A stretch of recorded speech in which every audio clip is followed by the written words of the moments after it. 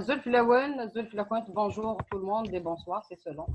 Voilà, aujourd'hui, TEDF.tv organise une émission sur l'actualité algérienne. Donc, une actualité, on peut dire même qu'elle est brûlante, elle est déstabilisante, elle est préoccupante, elle interpelle les Algériens et elle interpelle aussi l'opinion publique internationale. On n'arrive pas à saisir les tenants et aboutissants de la politique de ce pouvoir, le pouvoir algérien étant dit. Donc, le mouvement populaire qu'on appelle le Hirak, il a plus d'une année, et donc c'est le peuple algérien qui s'est soulevé contre le régime, donc il exige un changement radical.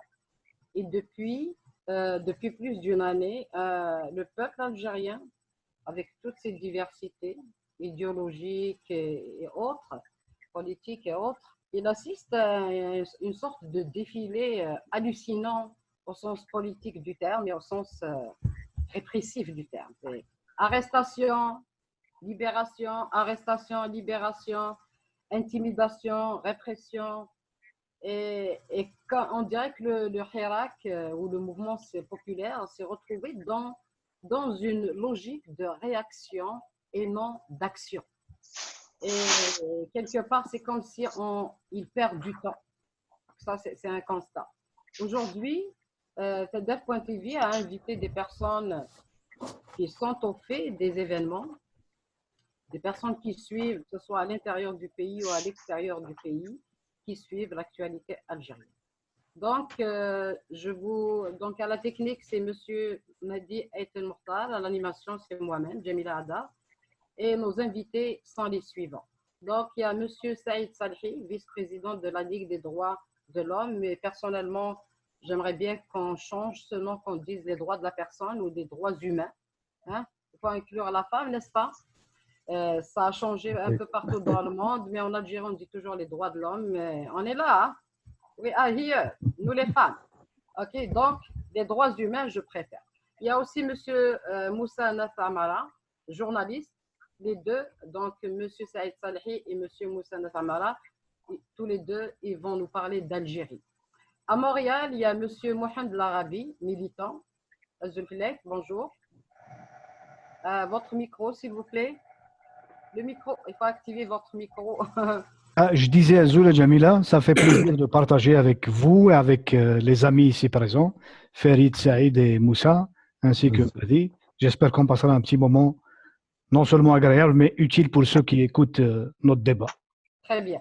Et il y a aussi M. Farid Chérifi, militant, Zoula Farid. Zoula Jamila, Zoula Mahdi, Zoula Saïd, Moussa Sifour, Zoula Mohamed, de Montréal.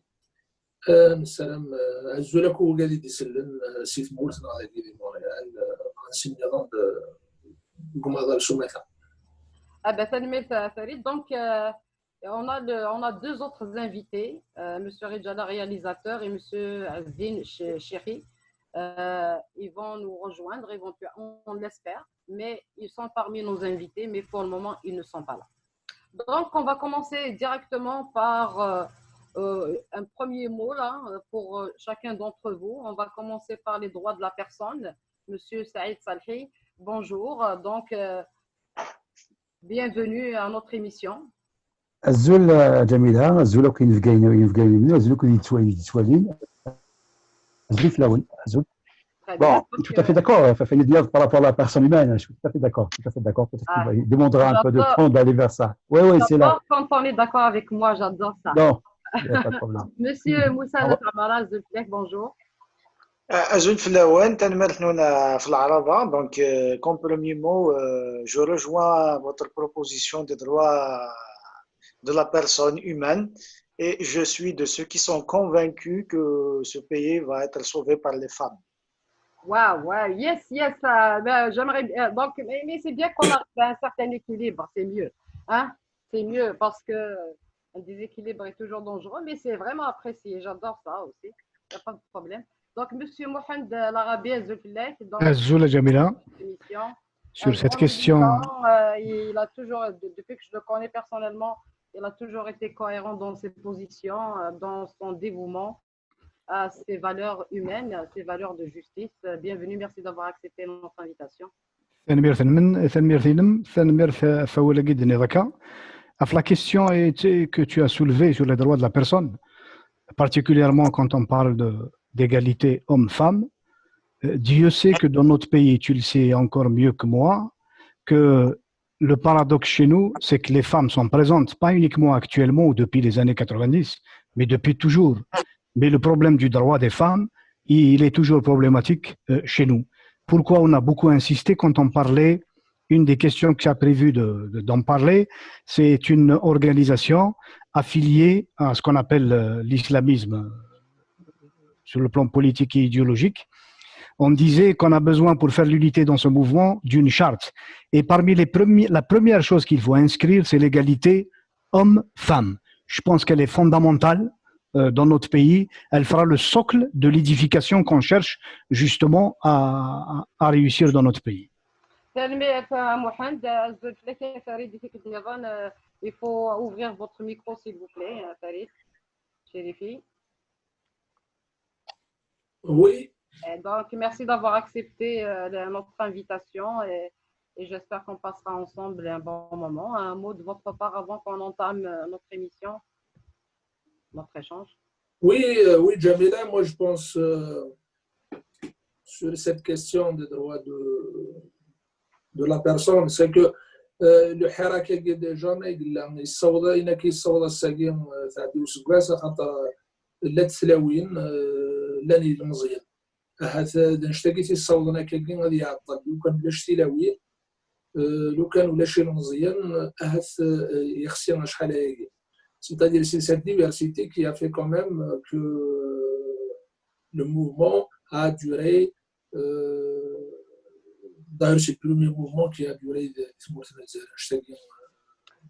صحيح Farid, merci beaucoup. On espère donc l'idéal de n'importe quelle société, c'est d'atteindre cet équilibre et de travailler ensemble, hommes et femmes, parce qu'on ne peut pas faire un monde sans l'un ou l'autre.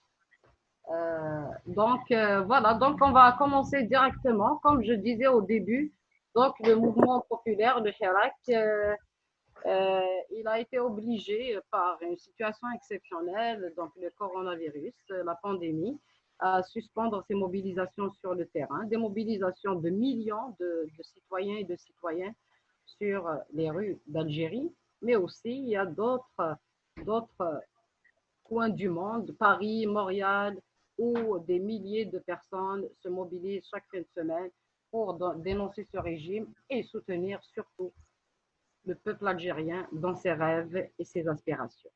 Donc aujourd'hui, on va parler directement de l'actualité brûlante. Alors, ma première question à vous, c'est donc à la veille de la célébration du 5 juillet, donc c'est demain, fête de l'indépendance de l'Algérie, et il y a pas mal d'Algériens qui commencent à douter de cette indépendance parce qu'ils n'ont pas leur place chez eux. Donc le pouvoir, il vacille entre grâce, arrestation et libération des détenus politiques. Un sujet vraiment brûlant, là, c'est presque. De toute façon, on va voir il y a combien exactement de détenus d'opinion politiques dans les prisons d'Algérie. Que serait votre lecture de ces démarches systémiques de ces dernières semaines qui manipulent l'opinion, mais surtout qui portent atteinte aux droits fondamentaux des citoyens? Donc, j'imagine que logiquement, c'est M. Saïd Sadri qui va intervenir en premier lieu.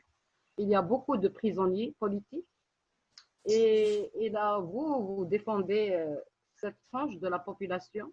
Vous suivez aussi, vous travaillez pour respecter les droits humains. Donc, ce serait quoi votre lecture de cette actualité et de cette politique algérienne? Azul, alors qu'est-ce que je peux dire par rapport justement à l'attitude, sinon la position du pouvoir depuis maintenant le 22 février?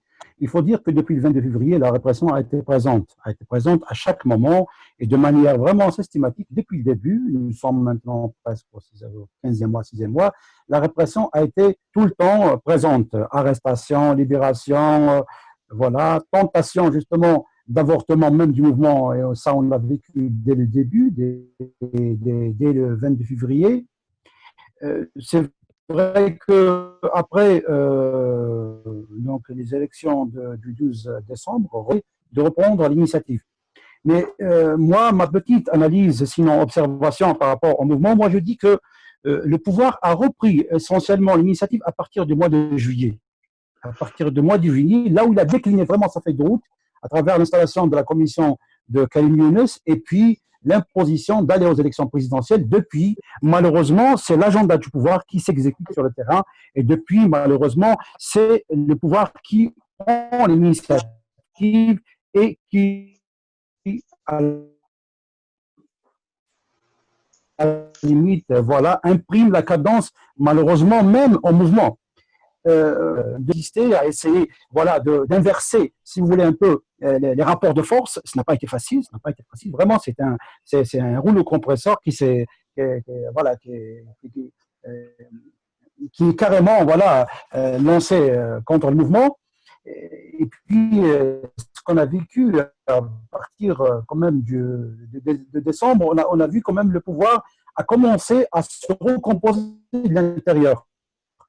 Et de plus en plus, justement, au début, contrairement au début, le 22 février, le pouvoir était divisé de l'intérieur. C'est ce qui a fait que le mouvement a pris de l'avance, même sur le plan, justement, voilà, de la mobilisation, même sur le plan, justement, de la sympathie, que ce soit à l'échelle nationale ou internationale.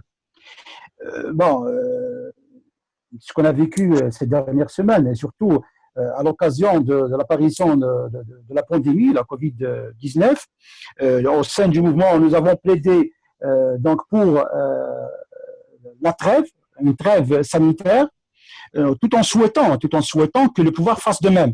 Et ça a été un moment, ça a été même l'objet de quelques divergences au sein du mouvement. Fallait-il s'arrêter ou carrément continuer, prendre même le risque carrément sanitaire?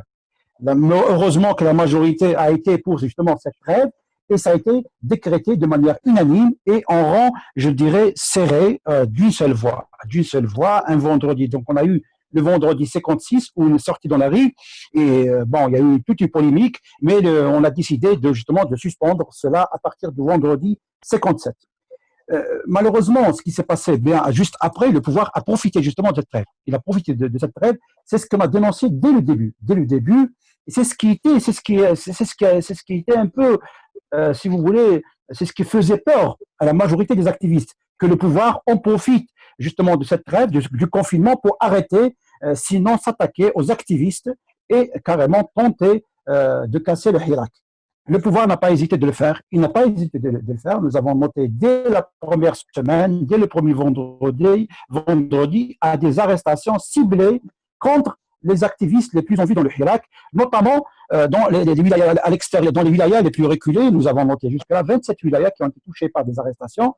Et à ce jour, malgré qu'hier et avant-hier, il y a eu donc de la libération de quelques militants les plus en vue, mais il reste encore dans les prisons algériennes 73 détenus d'opinion qui sont répartis sur les 27 wilayas. Donc, pour vous dire, en fin de compte, que ce n'est pas encore réglé. Aujourd'hui même, les arrestations n'ont pas cessé. Aujourd'hui, il y a même quelques interpellations, heureusement, qui ont été relâchées fin de journée. Donc, tout nous renvoie à une question de volonté politique. Est-ce qu'aujourd'hui, à travers ces libérations, le pouvoir affiche réellement une volonté politique d'aller vers la solution ou, à la limite, il s'agit d'une manipulation, il s'agit encore d'un autre scénario qu'on a déjà vécu le 2 janvier, et la majorité, justement, pense qu'il s'agit, à la limite, d'un remake du même scénario. Voilà. Merci, Monsieur Moussa Netamala. Vous êtes journaliste, donc vous suivez vraiment cette actualité d'une façon régulière, pour ne pas dire plus que cela. Donc, ce serait quoi votre lecture de cette situation? Azul Filawen, donc je crois que l'état des lieux du mouvement citoyen, actuellement, dans un premier temps, nous ne pouvons qu'être contents devant la libération de certains prisonniers, pratiquement les plus en vue, pour eux et pour leurs familles, y compris pour la continuité du mouvement. Mais la situation, comme l'a dit Saïd, reste toujours inquiétante à ce niveau-là, surtout, parce que nous sommes en train de rien qu'avant-hier, j'étais au tribunal de Bijaya pour suivre le procès des trois militants, Yanis Adjlia, Marzouk Touati et Amr Berri. Vers 23 heures, un véritable coup de théâtre s'est produit au tribunal. Un juge qui se retire pour dire je reviens dans un moment pour donner le verdict, et il revient pour dire que je ne peux pas le donner parce que je suis fatigué. Donc, tout y est dans les lieux où devait se pratiquer la justice, sauf la justice. Donc, tant qu'il y a une gestion politique de la justice, nous ne sommes pas encore sortis de l'auberge, comme l'a si bien dit Saïd. Il y a encore 75 détenus répartis sur 27 wilayas, et il y a des vieux détenus de la région d'Omzab que nous ne devons pas oublier aussi, dont ils sont rares les gens qui parlent. Donc la situation, grâce ou pas grâce, tentative d'apaisement ou pas tentative d'apaisement, le pouvoir est toujours dans le jeu politique. Le pouvoir, il a un seul objectif actuellement, c'est celui d'empêcher la reprise de la révolution du sourire. Il en a fait de cette période de confinement son objectif, et il a tout fait pour que les Algériens ne reprennent pas, les Algériens qui ont arrêté justement l'action de la rue en toute âme et conscience, ils étaient très, très responsables. Ils ont décidé d'arrêter le mouvement pour des raisons de la crise sanitaire. Le pouvoir a profité de cette période pour atteindre un seul objectif. Il ne soucie guère de la santé des Algériens, mais son problème est d'arriver à empêcher la reprise des actions de rue après au déconfinement. Voilà un peu son objectif. Pour arriver à cela, donc, moi, je crois que le mouvement citoyen est scindé en deux parties. Il y a l'avant 12 et l'après 12, pour ne pas dire l'avant Tebboune et l'après Tebboune. Donc, le mouvement qui était extraordinaire, un miracle et un mouvement extraordinaire inédit pour certains avant Tebboune, il est devenu un mouvement récupéré, un mouvement idéologisé, si j'ose dire ça, après Tebboune. Donc voilà un peu, pour moi, il est scindé en ces deux.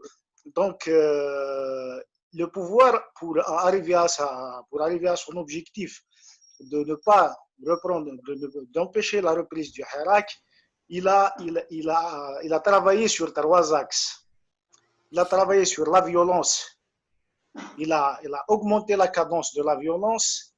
Il a pu renverser le rapport de force en sa faveur, y compris dans les villes où il ne pouvait pas opter pour la répression avant. Nous avons vu la répression au niveau de la ville de Béjaïa. Je crois que c'était la dernière ville où le pouvoir pouvait réprimer. Donc lui, il s'est occupé un peu de cœur de son métier, qui est la violence, mais malheureusement, il a sous-traité 2 axes. C'est l'axe de l'infiltration du mouvement et l'axe de la diversion pour casser un peu cette dynamique de compromis entre les Algériens. Il y avait une dynamique de compromis. Je crois que bien avant le 12, il y avait une dynamique de compromis. Le pouvoir tente de casser cette dynamique de compromis à travers... Monsieur Moussa, on reviendra là-dessus tout à l'heure, justement, sur cette dynamique. Donc l'état des lieux actuellement, pour résumer, l'état des lieux actuellement, moi, on est dans une phase la plus décisive pour le mouvement. Il faut renverser le rapport de force en faveur de la rue avant la reprise. On ne peut pas faire la reprise avec 2 ou 3 villes. Si on n'arrive pas à arriver vers un minimum de consensus pour réussir une reprise à une dizaine de wilayas, ça serait carrément répondre disons, aux vœux du pouvoir. Voilà un peu ce que je peux dire sur la situation. Monsieur Mohamed Arabi, aussi vous, et bonjour à Monsieur Rejala, bienvenue à notre émission. Monsieur Hussein Rijala, réalisateur, donc il va intervenir. Je vais rappeler juste le premier acte de notre échange. Donc on est en train de parler de ce qui se passe avec les détenus politiques, grâce, répression, arrestation, libération. On est dans une difficulté. Ok, donc Monsieur Hussein Rijala, bienvenue à notre émission. Donc on va continuer. Donc on est en train de parler de la libération, grâce, arrestation, répression au niveau notamment des détenus politiques. Donc maintenant c'est à Monsieur Mohamed Arabi d'intervenir là-dessus. Oui, merci. Donc l'attitude du pouvoir, comment la caractériser? Quelle analyse peut-on faire de cela? Moi, à mon avis, les amis, ils ont apporté des éléments de réponse. On pourrait rajouter quelque chose, parce qu'il y a pouvoir, il y a noyau du pouvoir. Moi, de mon point de vue, ce n'est pas depuis juillet, ni depuis le 12 décembre, que le pouvoir a rapidement renoué avec son unité. Ce que j'appelle le pouvoir, c'est l'armée. L'armée, depuis qu'elle a donné un coup de pied à l'ex-président, elle était décidée à garder le pouvoir et à choisir la façade civile. Il lui fallait du temps dans ce tumulte qui a été produit par, bien entendu, les marches du vendredi et du mardi des étudiants depuis le 22 février. Mais rappelez-vous, ce n'est pas uniquement l'entêtement de Gaïd Salah. Gaïd Salah n'est pas une exception dans la mentalité politique du noyau, l'état-major de l'armée.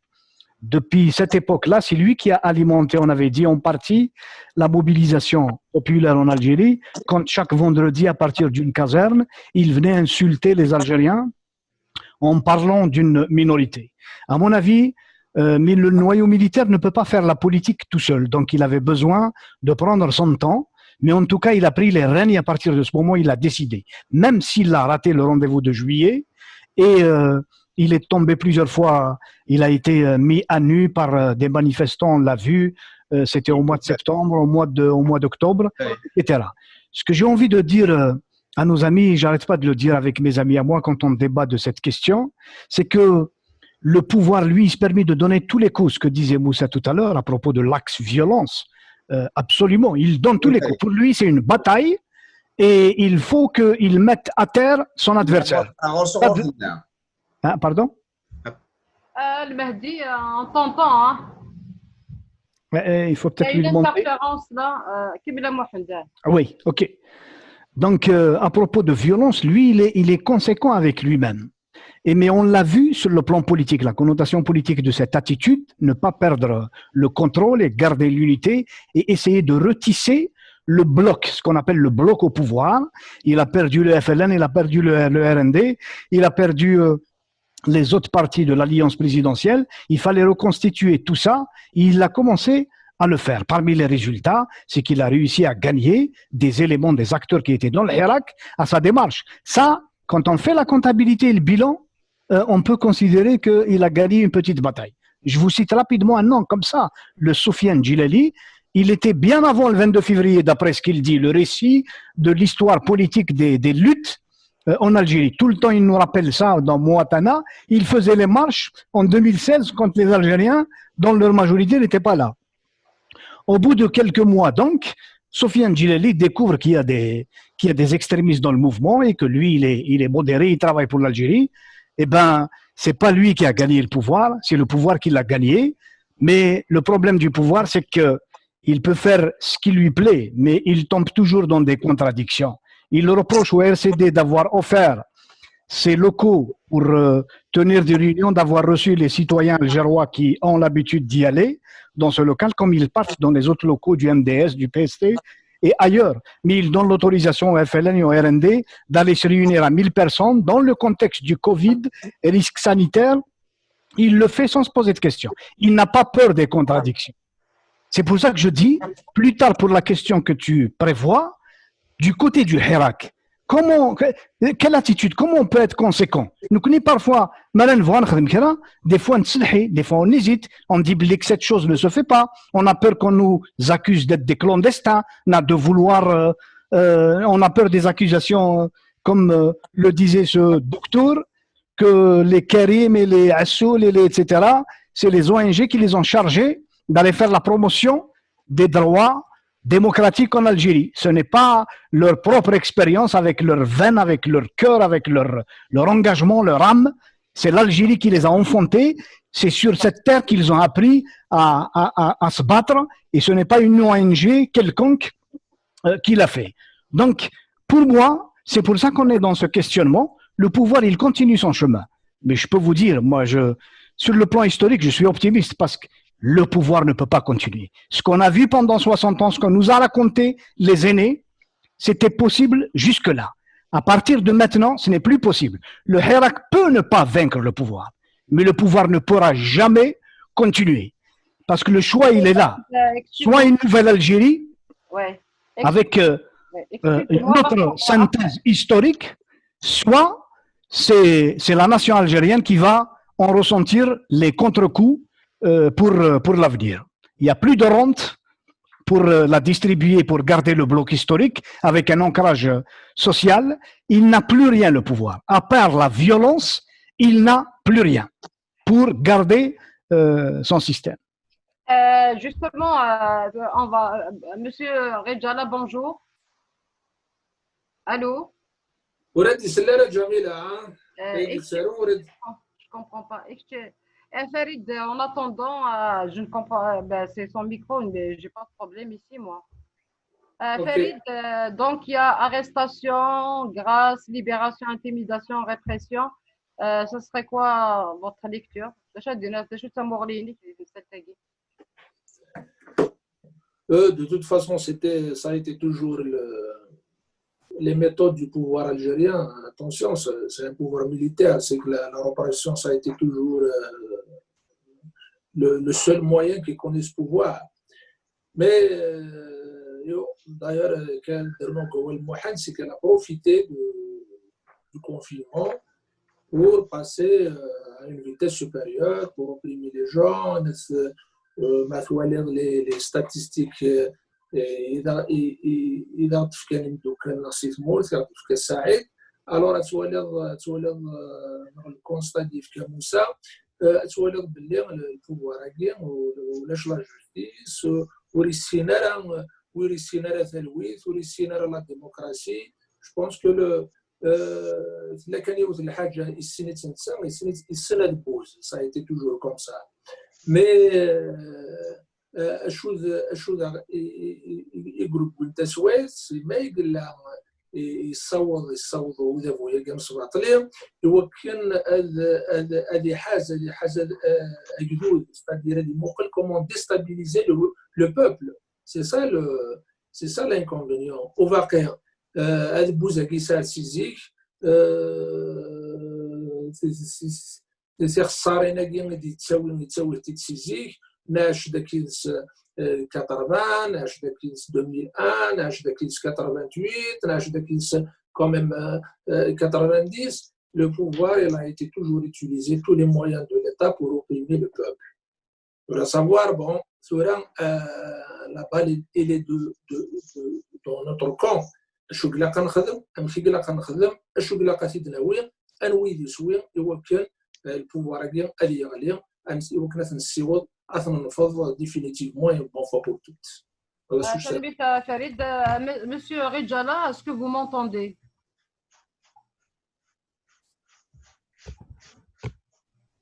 Est-ce que vous m'entendez? Mahdi, je ne comprends pas techniquement. Est-ce que tu as une idée pourquoi? En fait, c'est chez lui, donc c'est avec son téléphone. Il faut qu'il active tout simplement son micro. Voilà. Je ne peux rien faire d'ici. Parce que moi. Oui, ouais, c'est ça. Donc, c'est juste en bas, complètement en bas de ton écran. Et donc, Mahdi, si tu peux régler ça, nous, on va continuer. On va continuer l'émission. Il nous entend, c'est nous qui ne l'entendons pas, malheureusement. Essaye de l'aider à régler le problème, ok? Allez-y. Vraiment, je suis vraiment désolée. Là. Alors, vous avez touché un point sensible sur la dynamique du Hirak, donc le mouvement populaire. Et depuis quelque temps, donc, on a remarqué que le pouvoir, il mène le bal déjà. C'est comme c'est lui qui décide du cours de la suite des choses, de l'histoire. Et le Hirak, il se retrouve dans une position réactive et non pas active. Il n'y a pas que la pandémie, il y a toute la dynamique qui a été un peu déstabilisée par beaucoup de facteurs. Et on voit Rached occuper le terrain avec une certaine aisance. C'est comme, on dirait qu'il y a eu, on dirait qu'il y a on dirait qu'il y a eu quelques promesses ou quelques ententes. Pensez-vous que cette tendance islamiste aurait conclu une entente avec ce pouvoir? Est-ce que ce pouvoir est capable de le faire? Ben, le connaissant, la réponse est oui. Mais vous, que pensez-vous de ce retour presque triomphal d'une tendance islamiste dans une dynamique qui était complètement différente auparavant? Monsieur Saïd Salhi. Allô? Oui, oui.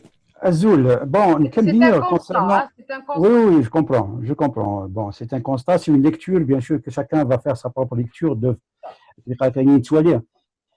Moi, je vais quand même rappeler certaines choses par rapport au mouvement du 22 février. Vous savez, et c'était un peu le sentiment de tout le monde, à l'appel déjà du 22. On rappelle quand même l'appel du 22, ça a été un 22 février, un vendredi, et l'appel qui a été distribué, qui a tourné un peu dans les réseaux sociaux, c'était à la prière de vendredi. Moi, je vous livre mon sentiment. Je vous livre mon sentiment à la veille du 22 février. À quelques jours avant le 22 février 2019. On avait tous peur. On avait tous peur parce qu'on s'est dit, bon, un 22 février, un vendredi, il y a quand même un risque de récupération des islamistes. Et avec en discutant entre amis, avec des militants et tout, bon, on s'est dit, bon, l'appel est fait, bon, est-ce qu'on peut quand même rester tout le temps avec cette peur-là de récupération d'islamistes et tout? Moi-même, je vais vous dire sincèrement, j'ai fait un appel le 21 au soir de rejoindre les marches du 22 février. Et le 22 février, on est sorti dans la rue. Il faut rappeler que les gens sont sortis à partir des mosquées. Et ce qu'on a vu à Bab el-Oued, le premier slogan qui a été scandé à Bab el-Oued, Jazair Hurra démocratique. Pour vous dire en fin de compte que l'Algérie a changé. Notamment les jeunes d'aujourd'hui ont d'autres aspirations. C'est une autre réalité. Bien que, il faut quand même rappeler que la tendance islamiste était présente, comme toutes les tendances, comme toutes les sensibilités. C'est une réalité, c'est un fait. Nous avons marché le 22 février, et depuis maintenant le 22 jusqu'à ce jour, dans cette réalité, c'est-à-dire dans la cohabitation, dans la diversité, et avec l'existence de toutes les sensibilités, islamistes, démocrates, berbéristes, arabophones, toutes les régions d'Algérie. Et ce qui nous a livré le mouvement du 22 février, et moi j'ai toujours dit, j'ai toujours pris comme exemple Alger, la capitale où on voit vraiment cette réalité, c'est-à-dire cette cohabitation, cette coexistence de toutes les forces, de toutes les sensibilités qui traversent la société, notamment les islamistes. Nous avons marché avec cette réalité d'aller vers un consensus et de le construire. Et le peuple l'a réussi. Il était même en avance par rapport à tout le monde. Notamment, je parle des jeunes.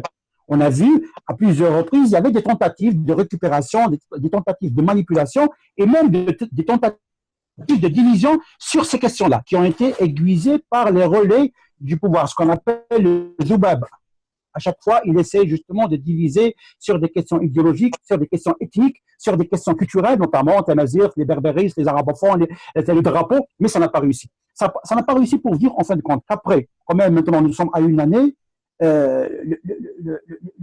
la société a beaucoup évolué. Il a beaucoup évolué parce qu'il y a une expérience derrière nous. Il y a une expérience derrière nous, notamment l'expérience de la Disney noire. Bon, vous dites que Rached a tout récupéré. Moi, je dis c'est pas vrai. C'est pas vrai. Le Rached, c'est une sensibilité. Moi, je dis même qu'il a été amplifié. On lui a vraiment donné un volume qu'il n'a pas.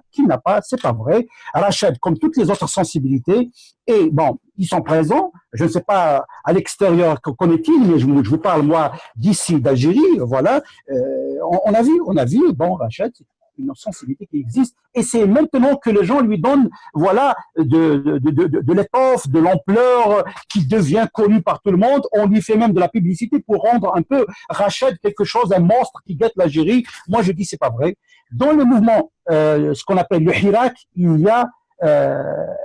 y a une certaine coexistence dedans pour essayer de garder un certain compromis.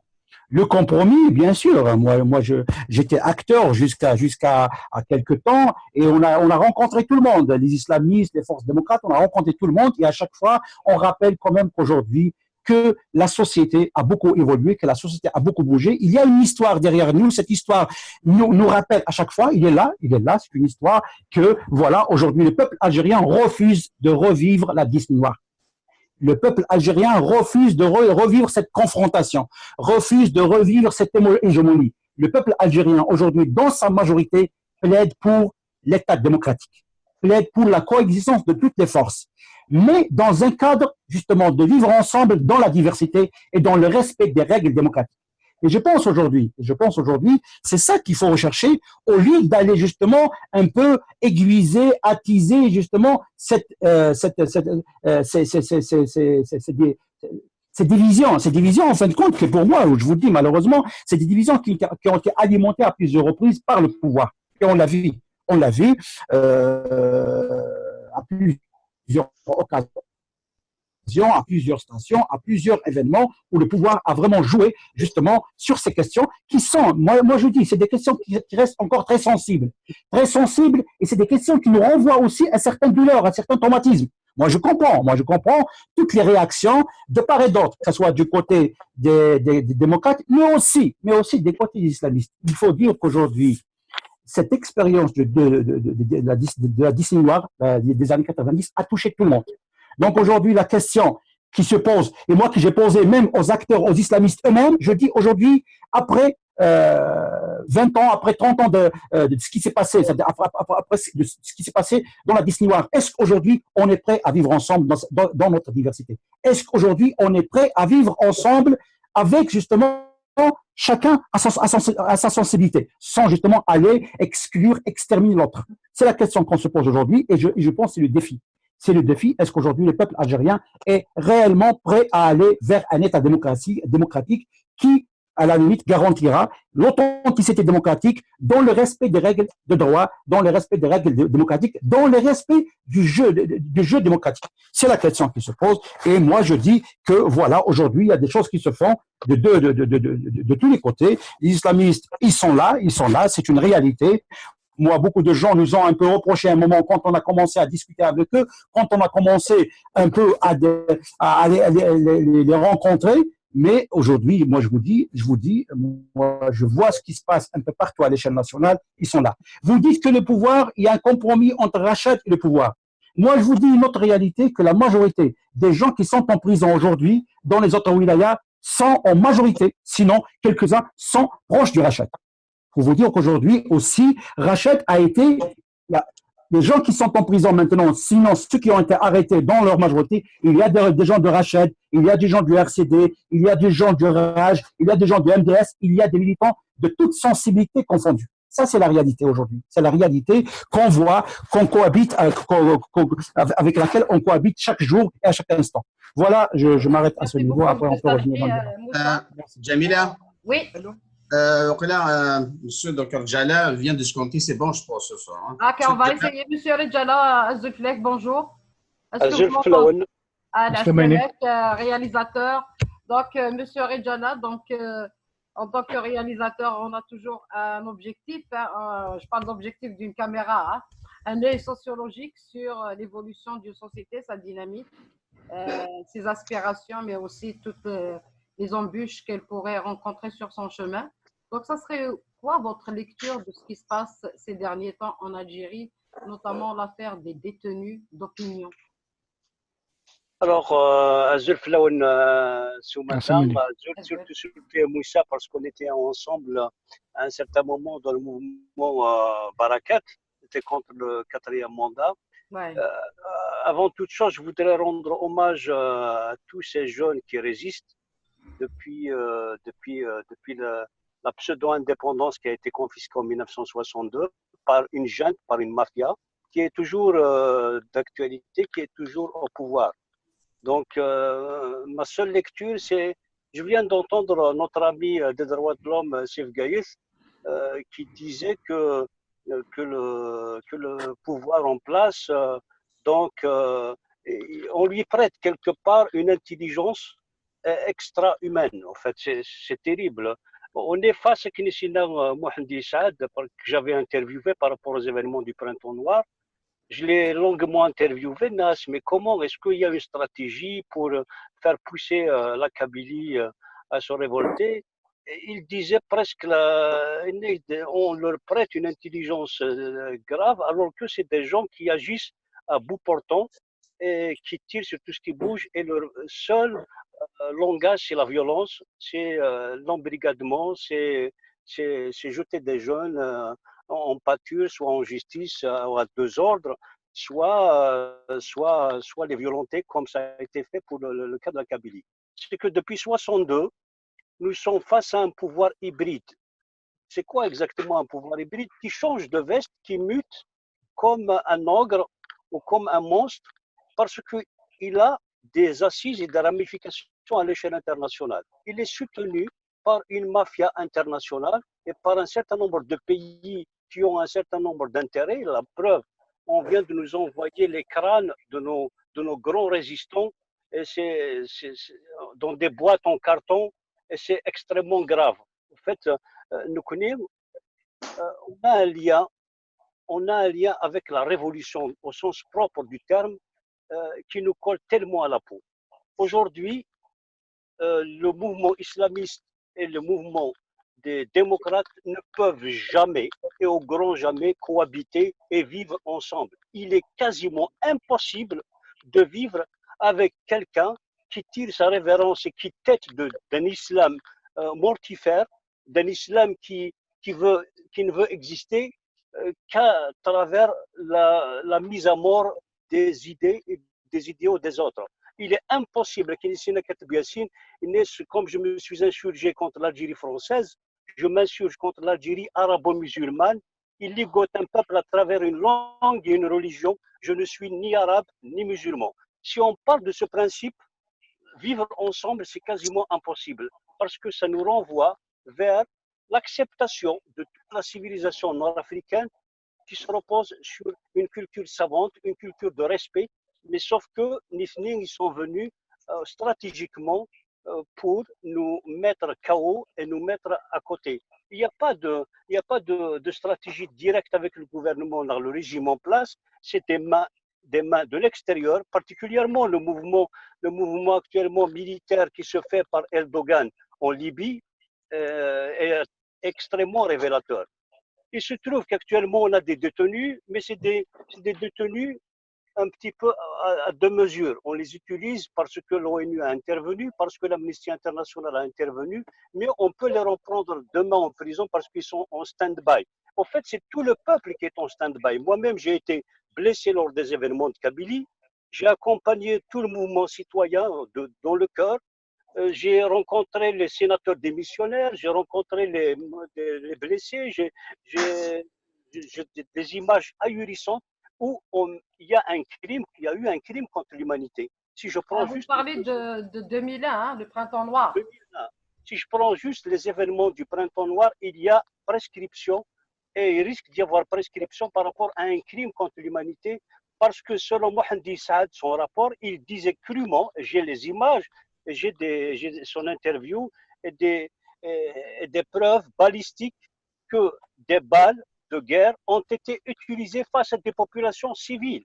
Il y a eu un ethnocide, il y a eu un crime contre l'humanité. Là, d'un point de vue de l'usager de la culture, parce que c'était des Kabyles. Mais on parle aussi de crimes économiques à l'échelle internationale. Quand on prend actuellement tous les anciens ministres du régime de Bouteflika, et quand je dis régime de Bouteflika, il découle de Boumediene, il découle de ceux qui ont pris le pouvoir de force en 1962.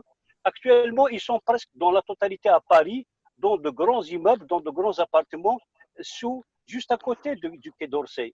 C'est que nous connaissons Bouassagin, Maïla, les droits de l'homme n'est pas respecté. Et il y a toujours un pays qui a deux vitesses. Et il y a une hégémonie mafieuse et qui a des tentacules terribles à l'échelle internationale. Et merci. Merci, monsieur Moussa, Moussa Natamara, journaliste. Donc, ça serait quoi votre lecture à vous? Monsieur Salehi, il disait que il a minimisé cet acte, je veux dire, l'émergence un peu presque imposante ces dernières semaines de Rachid, avec une certaine aisance. Ça c'est mon point de vue, hein. Mais par rapport au pacte éventuel, c'était juste une hypothèse dans ma question. Est-ce qu'il y aurait quelque chose qui s'est concocté entre cette mouvance islamiste et le pouvoir? Oui, c'est votre lecture aussi. Hein. Oui, bien sûr. Je rejoins parfaitement ce que mon ami Saïd avait dit, donc je vais essayer de ne pas le répéter et de répondre sur d'autres axes, sur d'autres aspects. Okay. Je crois que la révolution des sourires ou bien de Hirak a choisi son camp. Je crois que cette révolution a choisi le camp de la démocratie dès son départ, le 16 et le 22. Comme tous les militants démocrates progressistes, nous avons eu tous son sentiment on était tous réticents par rapport à l'horaire de 14 heures après la sortie de la mosquée, mais au bout de quelques jours, il s'est avéré que cette révolution a choisi le camp de la démocratie à travers déjà ses aspects apparents, parce que quand on fait une analyse politique, on se base sur des aspects apparents sur le terrain. On se base sur ce qu'on voit sur le terrain. Je crois que nous sommes en train nous sommes dans une émission, malheureusement c'est les conditions qui ont fait ça, nous sommes dans une émission virtuelle, mais je crois que le virtuel est assez trompant actuellement. Les millions de likes sur des pages YouTube de certains animateurs, pour ne pas dire de certains agitateurs, sont trompeuses. Rien qu'à voir que l'appel à la marche de 19 n'a pas été suivi par 99% des Algériens. Là, je crois que le poids de ce mouvement est complètement, c'est bon, il est clair son poids. Mais je crois que cette révolution, je disais avant, cette révolution a choisi le camp de la démocratie à travers ses aspects. Dès son commencement, les Algériens de toutes les régions se sont décomplexés. Pour moi, les trois questions fondamentales démocratiques en Algérie sont la question de l'identité, la question de la femme et la question du pacifisme, ça veut dire de la non-violence. Pour moi, c'est les trois aspects de la démocratie en Algérie. Je crois que les Algériens de toutes les régions se sont décomplexés par rapport au drapeau amazigh dès le début, bon, jusqu'à l'interdiction. Bien sûr, les gens ont peur, c'est tout à fait normal. Mais avant l'interdiction, le drapeau amazigh a été brandé pratiquement dans une vingtaine ou une trentaine de wilayas. On l'a vu, on s'est déplacé, on l'a vu. Rien que ça, les Algériens, on peut dire qu'ils se sont décomplexés par rapport à l'identité commune amazigh des Algériens. Ça, c'est une avancée démocratique à l'intérieur du Hirak. La question de la femme, je crois que c'est une idée. C'est la première fois que des femmes non voilées ont participé à des marches dans des villes de l'intérieur dans le respect le plus total. Et ça, c'est une avancée. Non pas uniquement sur le plan politique, mais aussi sur le plan sociétal. Il y a aussi la question du pacifisme. 1 année et demie de marche, 2 fois par semaine, on n'a pas vu une vitrine brisée. Je crois que rien que par ces trois aspects, on peut dire que le Hirak a bien choisi son camp. Il y a aussi un autre aspect. Les Algériens doivent reconnaître que ce mouvement, constitué bien sûr de différents segments, de différents composants de la société algérienne et de différents courants politiques, a chassé des marches Abu Jarrah Sultani, Jabla et Mokri. Et Ali Laskari, Mohsin Belabbas, Fethi Gharas, Zoubida Soul marchaient comme il voulait à Alger parmi la foule. Il a choisi le courant politique à rejeter des marches. C'est des aspects, c'est des détails qui sont très importants pour comprendre la composante du Hirak, la composante des marcheurs. Donc, je crois que cette question de Rachid, oui, il y a des éléments de Rachid, il faut dire, ils existent. Ils sont restés pratiquement à l'écart, ils se sont mis comme étant observateurs.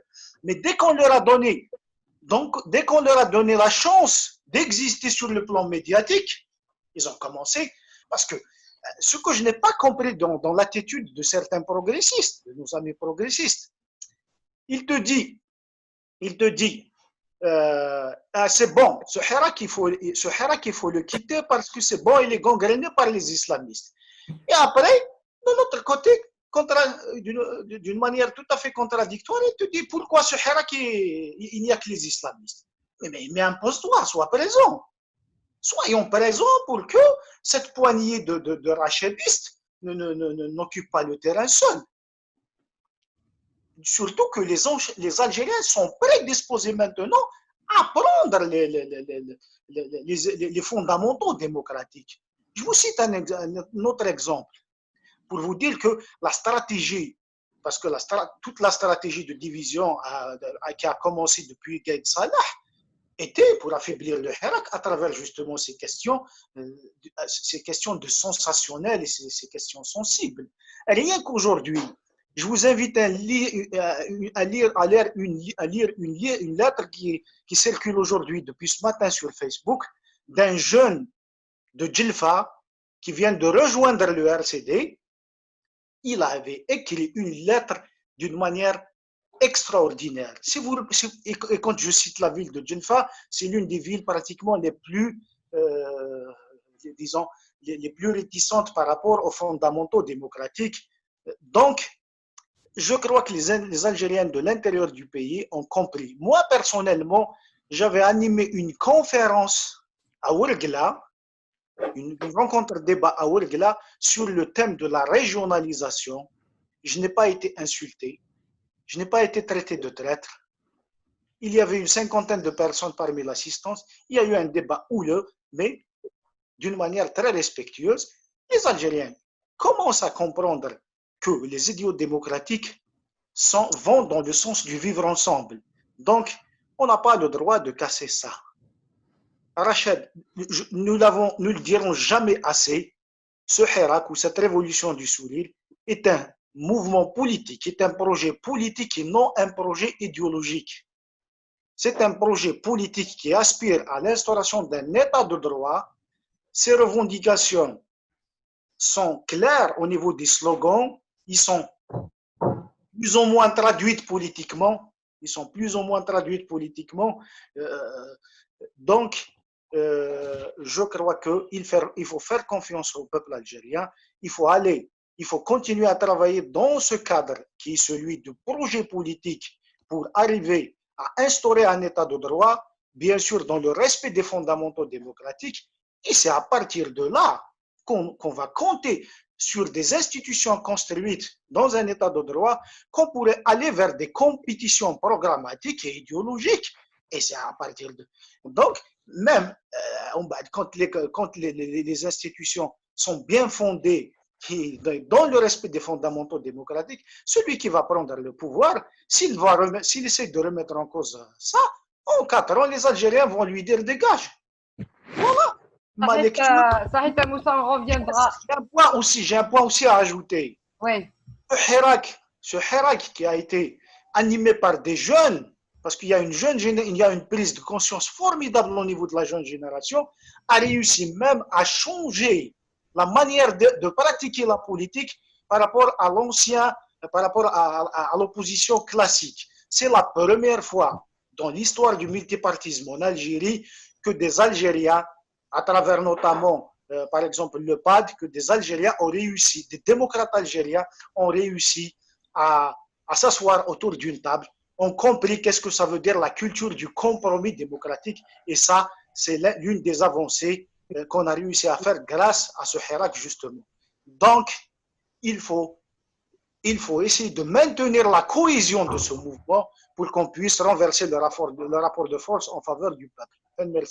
Tahita Moussa, Monsieur Azdin Chéri Zulflek, il vient de rejoindre le groupe. Il faut activer votre micro, Monsieur Chéri. Zulflek, وانا زول اذا كي عديت حسيسا سمح لي فرطر ذا خدام. Je fais une pause pour répondre aux devoirs. D'accord.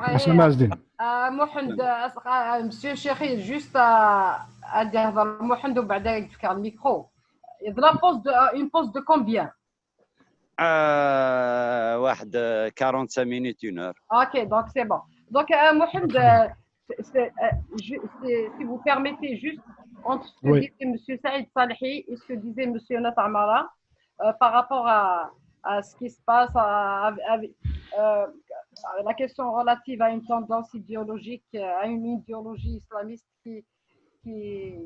qui donne l'impression de prendre un peu le dessus, de mener à sa manière le hirak ou d'avoir des connivences avec le régime, le pouvoir. Mais encore une fois, ce sont juste des hypothèses, des impressions peut-être, ou peut-être aussi une partie du vrai, je ne sais pas.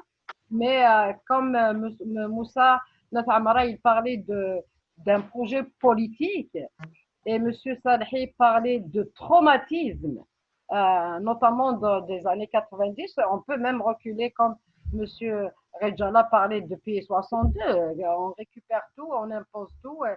Et comme le peuple, on dirait le peuple, il est là juste pour... C'est un figurant, et il est là, il subit. Donc, vous, Monsieur Larabi, ce serait quoi votre lecture? Est-ce qu'il y a une raison d'avoir peur? Oui, il y a une jeunesse, il y a là-dedans, on a complètement changé dans la démarche politique. C'est vrai, dans la façon de communiquer entre Algériens.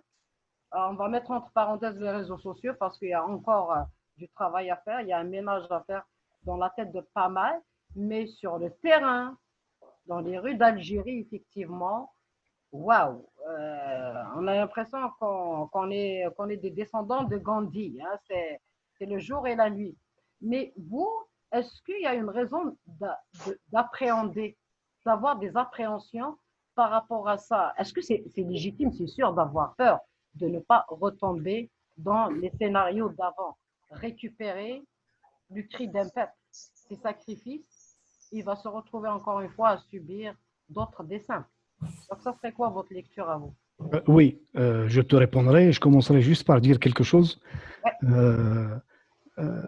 Moi, depuis plusieurs semaines, avec des camarades, comme les appelait Moussa, peut-être qu'il les a identifiés, il a suivi un peu les débats ici aussi à Montréal, ce qu'on appelle les progressistes. Ils sont très nombreux aussi à Béjaïa, comme ils peuvent être ailleurs.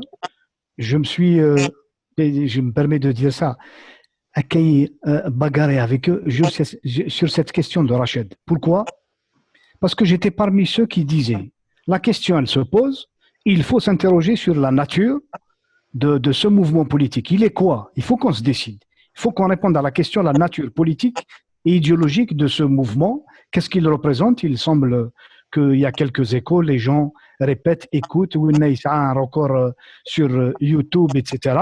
Je suis d'accord avec les remarques qui disent qu'on a gonflé un peu Rached sur le terrain. Il faut attendre qu'il y ait des élections, s'il est là présent pour dire est-ce qu'il représente quelque chose ou pas. Par contre, moi, je n'ai aucun doute que l'islamisme existe dans la société algérienne. Et je ne fais pas pour moi, ce n'est pas la même chose quand tu dis HMS, Nahva, Winna, Winna avec Rached. Il y a un critère qui s'appelle l'indépendance à l'égard du pouvoir. Aucun parti islamiste aujourd'hui présent en Algérie n'est indépendant à l'égard du pouvoir. Il y a peut-être des personnalités, des hommes et des femmes convaincus de l'islamisme et de leurs principes, de leur charte à eux.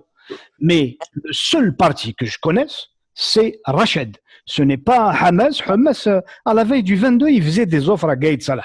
De quoi on parle là?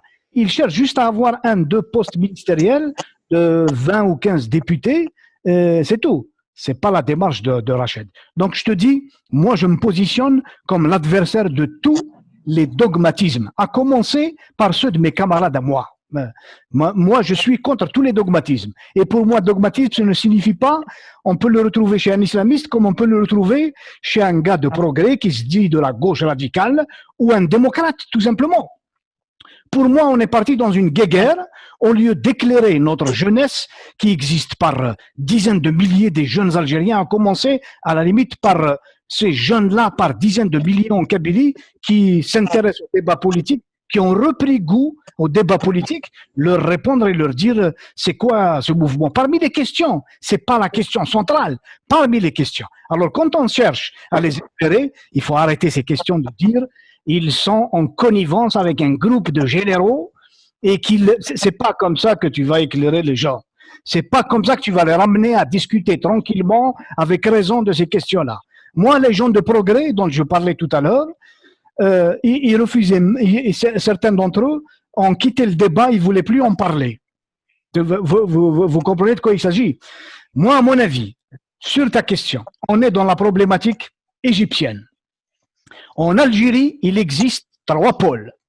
Il y a le pôle démocratique républicain, dont le noyau territorial se trouve en Kabylie, mais qui a beaucoup gagné depuis 1980. On remonte le temps. On peut même reculer plus loin, parce que les démocrates n'existent pas comme Kabylie depuis le début, je veux dire. Mais le noyau, il faut le reconnaître, reste en Kabylie. Il y a le courant nationaliste, qui lui, il est déjà dans le pouvoir, et quand le pouvoir est en panne, il recrutera toujours autour de lui ces gens-là qui se sont donné l'étiquette de nationaliste. Et vous avez un courant qui s'appelle l'islamisme. On a vécu l'islamisme à la afghane. Vous vous rappelez des marches du Fils aux années 90? Moi, je resterai éternellement opposé à la thèse de Haddi qui dit que si on avait laissé le Fils prendre le pouvoir, on aurait eu notre régression féconde et on aurait tout de suite donné naissance à cette graine démocratique. Je ne pense pas. Je pense que les Iraniens, et tout le monde peut faire le constat, ça fait 60 ans que les Iraniens attendent que la démocratie sorte de la régression féconde du khomeïnisme, du régime chiite en Iran. Il faut faire la nuance. On n'est pas dans le même contexte. C'est pour ça que Moussa et Saïd ont raison. C'est plus le même contexte. Les événements tragiques qu'on a connus aux années 90, contrairement à ce que dit, moi je citerai son nom, Zetout, celui qui ne le connaît pas politiquement, Zetout est un islamiste populiste. Il procède depuis plusieurs années à un révisionnisme. Il nous raconte une histoire, chaque émission de YouTube, qu'en fait, les années 90, c'est un groupe de généraux qui se sont réunis dans le fameux bureau noir, dans leur trou, ils ont décidé de faire subir au peuple algérien une tragédie. Ce qui n'est pas le cas. L'histoire ne s'est pas produite comme ça dans la réalité.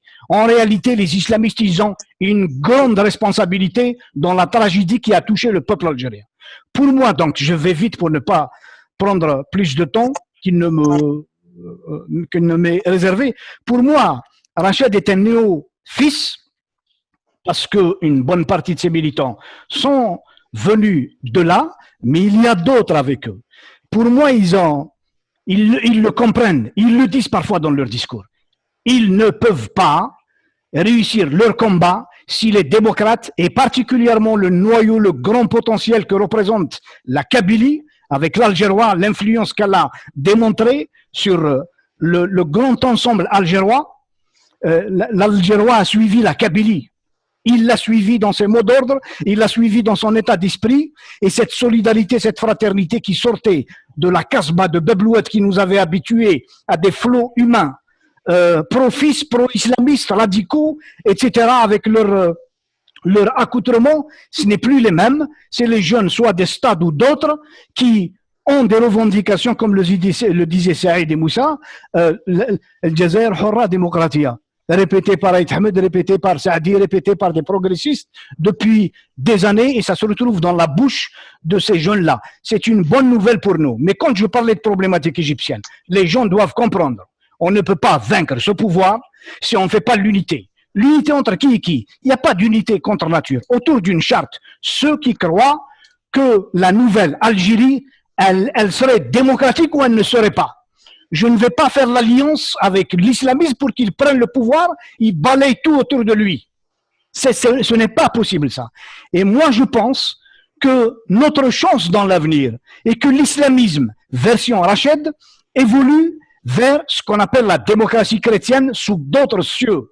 Que les islamistes tirent les leçons, même s'ils ne le reconnaissent pas, tirent les leçons des années 90 de leur côté et que la démocratie pénètre la sphère islam et la féconde. Et elle doit la féconder pour qu'il y ait une transformation fondamentale. C'est pas superficiel seulement. Une fécondation fondamentale qui ferait que l'islamiste algérien peut ressembler aux démocrates chrétiens italiens, aux démocrates chrétiens allemands.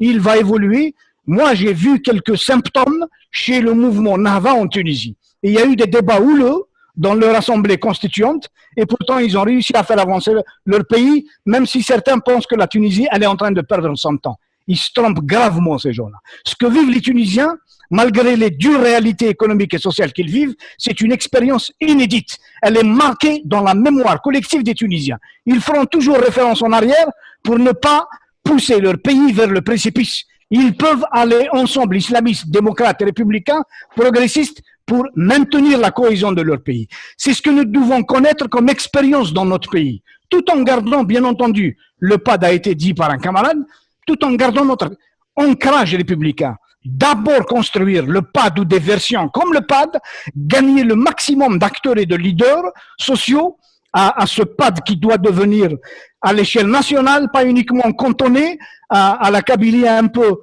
à l'Algérois. Il faut qu'il s'élargisse pour qu'on rencontre ces islamistes qui ont la prétention, ils disent aujourd'hui qu'on veut la démocratie et on va les mettre à l'épreuve. Le pouvoir ne partira pas sans l'unité des Algériens dans la lutte. Voilà. Vous m'excusez parce que M. Chekhi Moussa, Monsieur Chekhi, il travaille, donc il a pris une pause de 40 minutes. Déjà, je crois qu'on lui a bouffé une bonne partie. Donc, Farid, M. Rejala, et tout le monde, et vous m'excusez, on va donner la parole à M. Azdin Chekhi. Vous m'excusez. Donc, M. Chekhi, on a parlé d'abord des détenus politiques. Après, on a parlé de cette tendance islamiste qui donne l'impression de mener un peu le bal. Donc, ce serait quoi votre lecture à vous des derniers événements? En parlant d'événements, il y a un événement principal, c'est la mutation de la société algérienne vers quelque chose qu'aujourd'hui, tout le monde essaye d'expliquer à sa façon, et surtout qu'il y a des lobbies qui veulent beaucoup plus orienter. Par rapport au débat que j'ai entendu, donc c'est une question d'actualité, c'est là que je suis arrivé, c'est sur la question des islamistes, etc. Moi, je dirais une chose. Je dirais que tout ce qui se passe en Algérie, il tient compte non seulement d'un point de vue interne, ou là de comparer ça par rapport à des expériences similaires et dire que ça devrait se passer comme ça, mais de voir dans le jaillissement du cri de la jeunesse algérienne au plan endogène, c'est-à-dire sur les facteurs endogènes, c'est que une volonté de rompre avec tout ce qui a prévalu jusqu'à présent en termes de gouvernance et en termes de modèle de société. Les Algériens l'ont exprimé comme quoi ils ont pris conscience que l'Algérie, qu'on leur raconte, que ce soit dans les bouquins d'histoire, que ce soit dans le discours politique, que ce soit dans la quincaillerie qu'aurait pu faire la classe, ou entre guillemets la classe politique, je dirais, on entretient des discussions superficielles et derrière il y a trop d'intérêts dans lesquels les gens ne se reconnaissent pas. Maintenant, les Algériens se rendent compte qu'il y a une société multiple, riche, qu'un pays très grand, qui a une grande civilisation, une grande histoire, que tout le monde découvre. Il y en a certains qui sont peut-être plus chanceux d'avoir hérité d'une culture qui leur a permis d'aller savoir qui ils sont, mais la majorité ont été, si l'on veut, phagocytés d'abord par l'école fondamentale, qui est la plus récente, et aussi par le déni de toute l'histoire de cette contrée d'Afrique du Nord qu'on redécouvre aujourd'hui. Mais maintenant, la société algérienne, elle est multiple. Il y a aussi des facteurs exogènes. Les facteurs exogènes, c'est le rapport de force au niveau international. Je dirais que en essayant de faire une petite analyse, je ne pourrais pas trop développer, il faut faire la nuance entre l'idéologie et le politique. Dans la société algérienne, il y a diverses idéologies qui traversent en termes de sensibilité l'intérieur de la société. Certaines tendances ont pris plus de terrain que d'autres, il ne faut pas le nier. D'autres se sont ancrés dans certaines régions. Mais si ces sensibilités existent un peu partout, donnent l'impression d'influer l'opinion publique dans les analyses, dans les problématiques, etc., ça ne veut pas dire qu'ils sont dominants ou là qu'ils sont là pour de bon. Maintenant, la réalité, c'est que on parle d'islamisme. L'islamisme, c'est une donnée réelle en Algérie. Les autres tendances existent aussi. Il y a des conservateurs qui sont pas islamistes, qui peuvent abattre la carte de même du libéralisme. Il y a aussi, comme le dit Mohamed, des progressistes ou bien des gens qui sont versés vers l'avenir. Idéologiquement, on ne peut pas changer les gens quand on est convaincu de quelque chose. Mais politiquement, c'est ça le pragmatisme. Est-ce que les élites qui vont se dégager, pas celles virtuelles seulement qui essayent d'influer sur le cours des événements, mais les élites qui existent au niveau local, est-ce que les ressorts existent pour que ce pragmatisme puisse prendre le dessus et se convertisse en mouvement politique qui puisse donner une autre image de l'Algérie que celle qu'on appellerait communément une société démocratique où chacun a sa place, où les minorités ont leur place, où toutes sortes de sensibilités, parce qu'on ne peut pas dire du jour au lendemain, on ne peut pas se construire dans le déni des autres. Maintenant, la réalité du terrain, ça se travaille. Le pouvoir essaye par tous les moyens c'est-à-dire d'infléchir cette marée culturelle, cette marée politique, cette marée humaine qui est symbolisée par cette jeunesse qui est sortie en force, et c'est elle la force motrice, et c'est elle qui impose à ces partis, à certains partis ou certaines tendances de saupoudrer leur discours. Maintenant, le pouvoir a tous les moyens, et ces tendances belliqueuses, les tendances hégémonistes, telles que l'islamisme, si le terrain n'est pas occupé par les autres forces politiques, cela risque à terme qu'ils prennent le dessus et qu'ils prennent les armes de ce pouvoir. Leurs armes, c'est la richesse du pays, c'est la finance, c'est le pétrole, c'est l'école, c'est les médias, c'est l'armée. Si tout l'enjeu est là, donc les espaces démocratiques, dans le temps, ils sont en enjeu. Tous les espaces gagnés, ils sont en enjeu. C'est ça qu'il faudrait conserver. Sinon, dans le temps, le pouvoir tel qu'il est, ou bien d'autres forces hégémonistes qui existent dans la société, ne peut pas avoir le dessus dans la forme actuelle.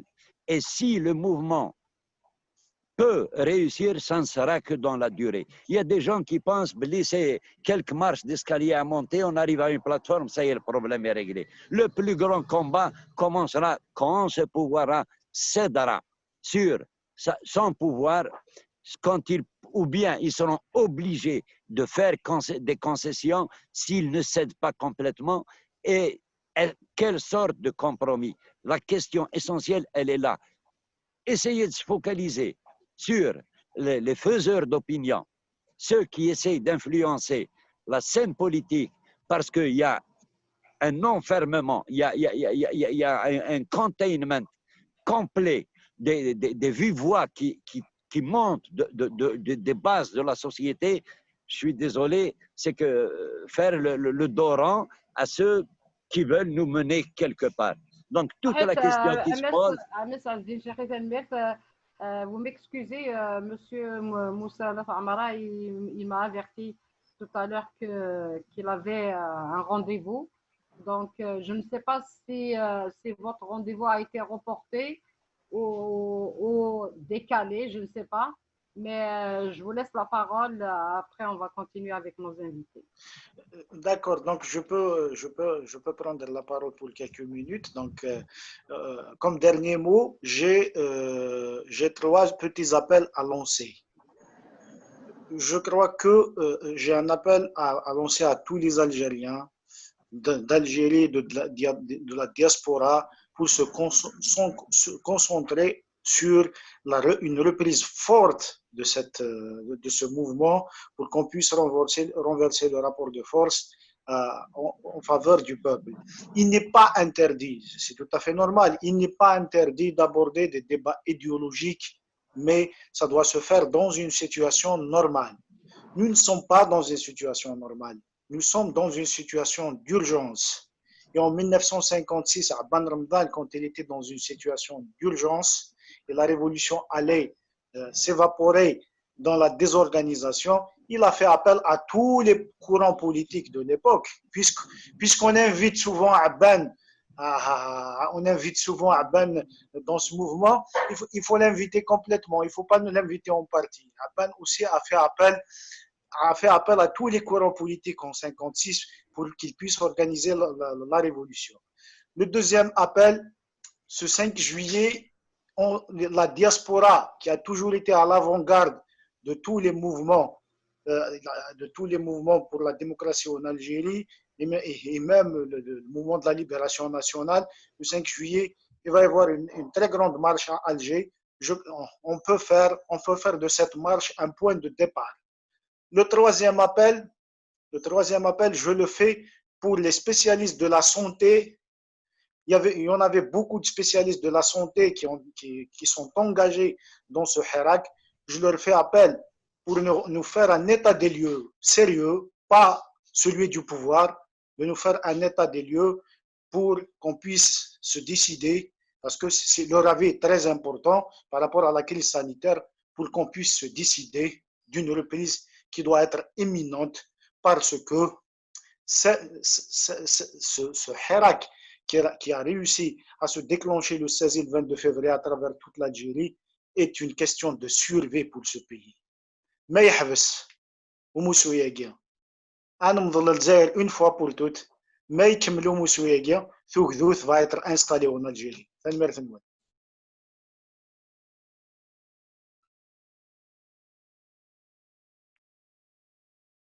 Jamila, ton micro. Tanmir, Ms. Moussa Amara, merci beaucoup pour le temps que vous nous avez consacré. Donc, si vous avez un rendez-vous, on vous libère, comme certains libèrent d'autres. Merci. Mon Dieu, quelle analogie. Merci beaucoup. Tanmir. Ok, merci beaucoup. Un grand bonjour à tous. Et la mana à Moussa. À la prochaine. Merci Moussa. Merci Moussa. على خير. الناس بقى على خير. هاي مسلي موسى. صحيتو. Tanmir Tamprant, Adora Rehin, on reste toujours dans ce qui ressort un peu de vos interventions, c'est déjà de faire la différence entre le politique et ce qui est idéologique. Et ma question, je parle surtout de cette partie, est-ce que vous pourriez, si on vous demandait de vulgariser ces deux concepts auprès de la population? Alors, expliquer à la population, avec tous ces différents niveaux-là, comment peut-on y vulgariser? Parce que c'est très, très difficile. Le danger, c'est de rester dans un discours élitiste quand qu'un groupe se parle, se comprend, Comment peut-on expliquer c'est bon, parce qu'il y a bien la question dans sa diversité? Alors, monsieur Rejala, après monsieur Rejala, votre micro, il n'y a pas que moi qui ferme mon micro. Ouvrez votre micro, s'il vous plaît. Le micro unique. Votre micro. Okay. C'est bon. Ah, voilà, super. Donc, vous, encore une fois, je reviens à l'objectif d'une caméra, un réalisateur qui suit une dynamique dans une situation donnée. En fait, comment peut-on vulgariser ces deux concepts? Est-ce que ça serait alors, en facile? fait, c'est que l'Algérien, de nature, est féru de tout ce qui a trait à l'image et à l'imagination et à l'imaginaire. Sauf que pour pouvoir être dans le côté didactique, il faudra avoir des moyens de transmettre et de vulgariser et de rendre ce message d'élite, vraiment de le retranscrire pour qu'il soit compris par les populations de base. Il se trouve que l'idéologie islamiste, on la voit, qui n'a pas français depuis 2017, au fait, on faisait des documentaires, des reportages sur la sociologie. Je suis en train de finaliser un gros travail sur l'histoire de quelques bandits d'honneur et de hors-la-loi, retranscrit à travers des archives, des spécialistes qui interviennent, et surtout je bifurque sur l'actualité, donc pour parler des hors-la-loi actuels ou des bandits d'honneur actuels. Parce que c'est un langage en fait qui est compris par tout le monde et on a un sang chaud, on aime bien ce genre de légende et on a besoin de dépoussiérer un certain nombre de repères pour pouvoir se faire. Oui, qui sont les moyens. À ce qui je prends le du Canada. C'est bien beau. C'est bien beau d'organiser comme ça des rencontres ou d'avoir une chaîne de télévision qui s'appellera X ou Y. Mais il faudra se dire aussi que les moyens de réception à Altmour sont vraiment limités pour un certain nombre de personnes. Où soit, je viens d'une région qu'on appelle les Wazayen, où alors, pour avoir une antenne, pour pouvoir capter Internet, c'est de l'impossible. C'est qu'il y a des questions de moyens qui doivent être mis en considération et à la portée de tout le monde. Mais ce que je voudrais aussi, je voudrais abonder dans un sens un peu à l'échelle internationale, d'un point de vue international, le régime actuel. C'est un régime constitué de barons à tous les niveaux, à toutes les échelles, et on nous montre un certain nombre de procès montés de toutes pièces pour pouvoir jouer sociologiquement sur les populations qui marchent. Donc un peuple qui est en train de marcher. Comment ce régime, je le disais tout à l'heure, comment les personnages de ce régime sont arrivés à avoir une intelligence pareille? C'est uniquement parce qu'ils s'appuient sur un certain nombre de mercenaires politiques qui ont des bureaux à l'échelle internationale. En Suisse, il y a des mercenaires, il suffit que des dictateurs les appellent pour pouvoir percer un certain abcès ou dépressuriser une certaine situation, on les appelle pour trouver le moyen adéquat. Ce qui vient de se passer avec les détenus. C'est que le souci, c'est à l'échelle internationale. Je prends un autre exemple. Borrell, qui est connu dans la communauté européenne comme étant l'un des plus grands défenseurs des droits de l'homme, quand il a été reçu dernièrement par Bouteflika, à la sortie de la rencontre, interviewé par une certaine presse, il disait presque ce que avait dit Chirac quand il a été interpellé par des associations des droits de l'homme en Tunisie suite à ce qui s'est passé à l'encontre des démocrates et des défenseurs des droits de l'homme. Estimez-vous heureux, le premier des droits de l'homme, c'est celui de se nourrir. Il se trouve que nous sommes une cellule dans un corps qu'on appelle humanité. Il y a des organisations à l'échelle internationale. On a le Conseil de sécurité, on a l'ONU, on a le TPI, on a des organisations des droits de l'homme. Si on n'est pas soutenu, si on ne se sent pas soutenu par ce qui s'est passé au Canada dernièrement, il a suffi qu'un député expose la question de l'Algérie, ça nous a tellement donné un peu d'oxygène. C'est qu'à l'échelle internationale, on n'est pas considéré, ou du moins, on est en seconde zone, des personnages en seconde zone. Comment peut-on faire notre propre image? Parce que l'idée, c'est ça, Mamri, qu'est-ce qu'il disait? On est considéré comme des éléments étrangers, parce qu'ils parlent de nous sans nous. Mais si aujourd'hui, je suis là, j'ai des images, je voudrais bien diffuser, par rapport à un exemple au film qui a été diffusé dernièrement. On a des images qui viennent du cœur, avec des études sur la sociologie, sur le volet politique, l'idéologie, les idéologies qui traversent un petit peu la société algérienne, mais on va le diffuser comment pour atteindre le maximum de personnes. Moi, je ne suis pas prêt à faire village par village, parce que je l'ai déjà fait, à faire village par village. On n'a plus les forces, on n'a plus les énergies, et surtout, il faut consacrer le peu de temps qui, du moins, parce que j'ai la latitude d'être un petit peu dans la recherche documentaire. On a la mémoire n'a, si on ne la retrouve pas correctement en intact, on est toujours un peuple traumatisé. Là, je rejoins l'idée, on ne peut pas se débarrasser de notre traumatisme parce qu'il y a un cumul, et c'est d'un cumul terrible qui se répercute automatiquement sur les nouvelles générations, parce qu'un enfant de 14 ans, au lieu qu'il soit un petit peu dans son âge d'adolescent, il y a problème. Il y a problème parce que ça se répercute sur des générations qui risquent un petit peu de traîner des difficultés psychologiques, des traumatismes à l'avenir. On peut faire. Merci sauf beaucoup. qu'il faut avoir les moyens. Ouais. Ok.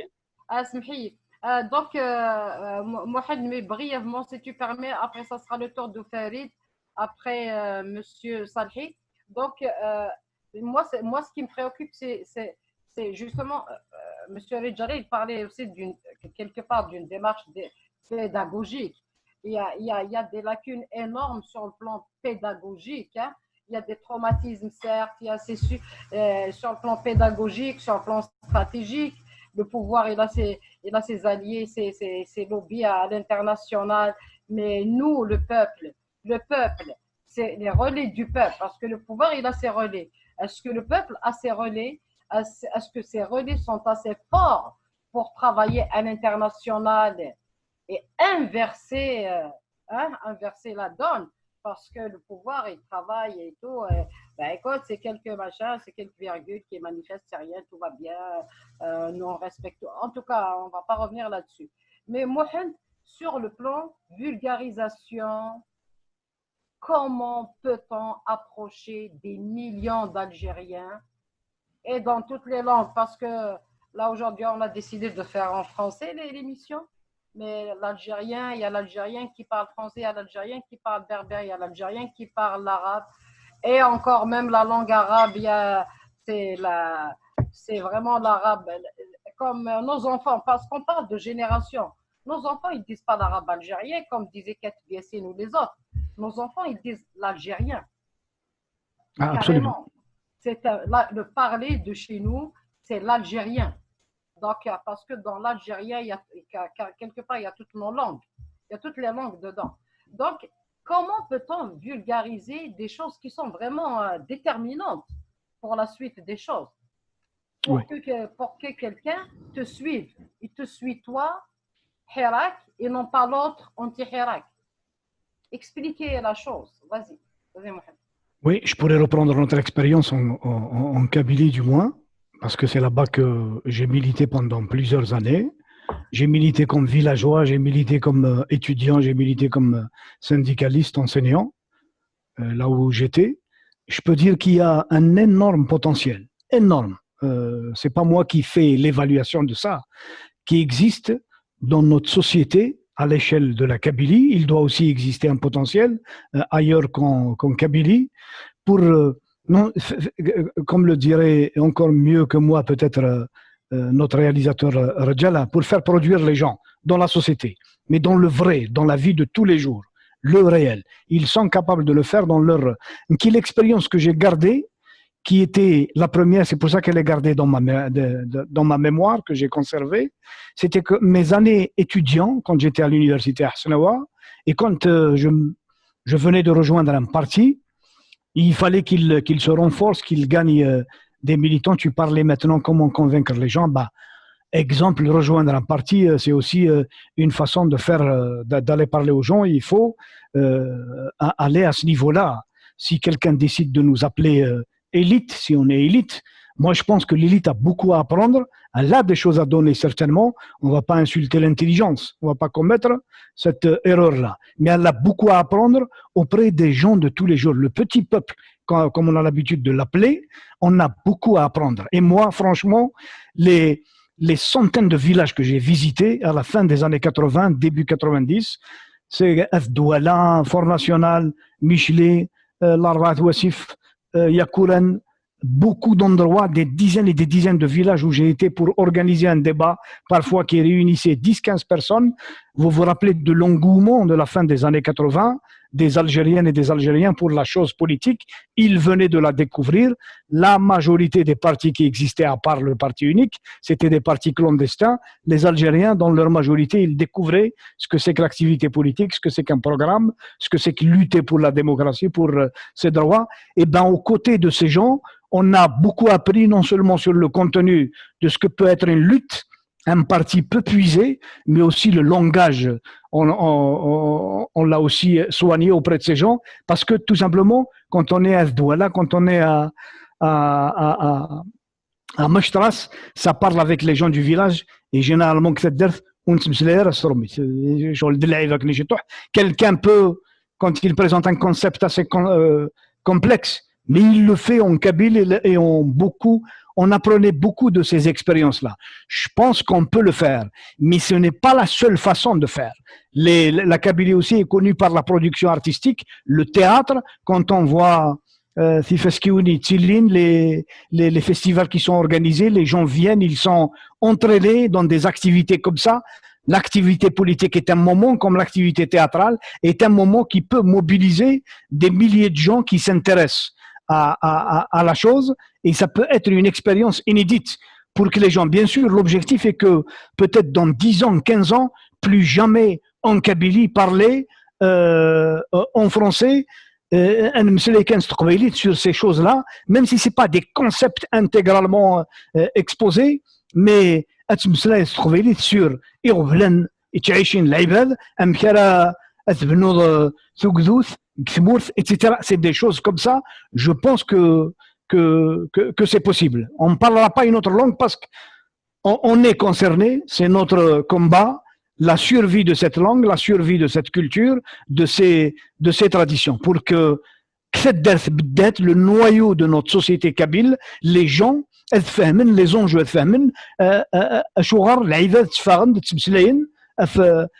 tel problème sur le plan politique, voilà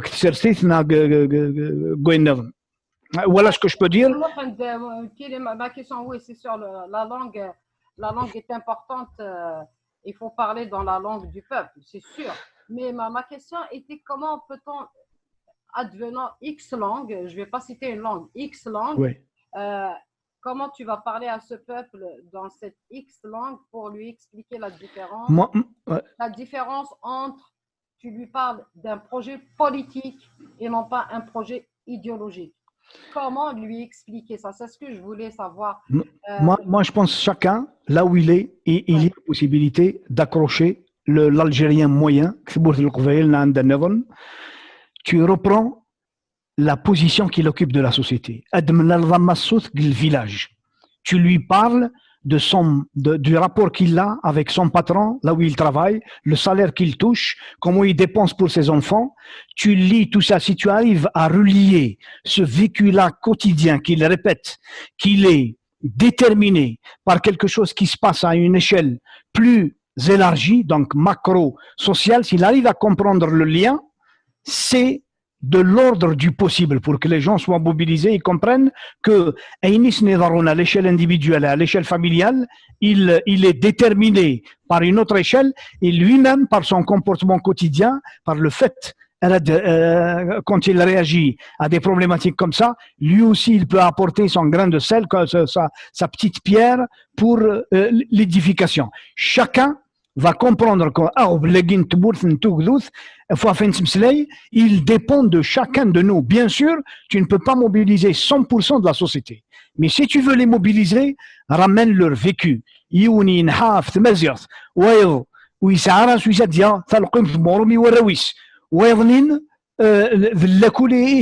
Ça fait des années qu'il est témoin des dégâts et du désastre que nous vivons.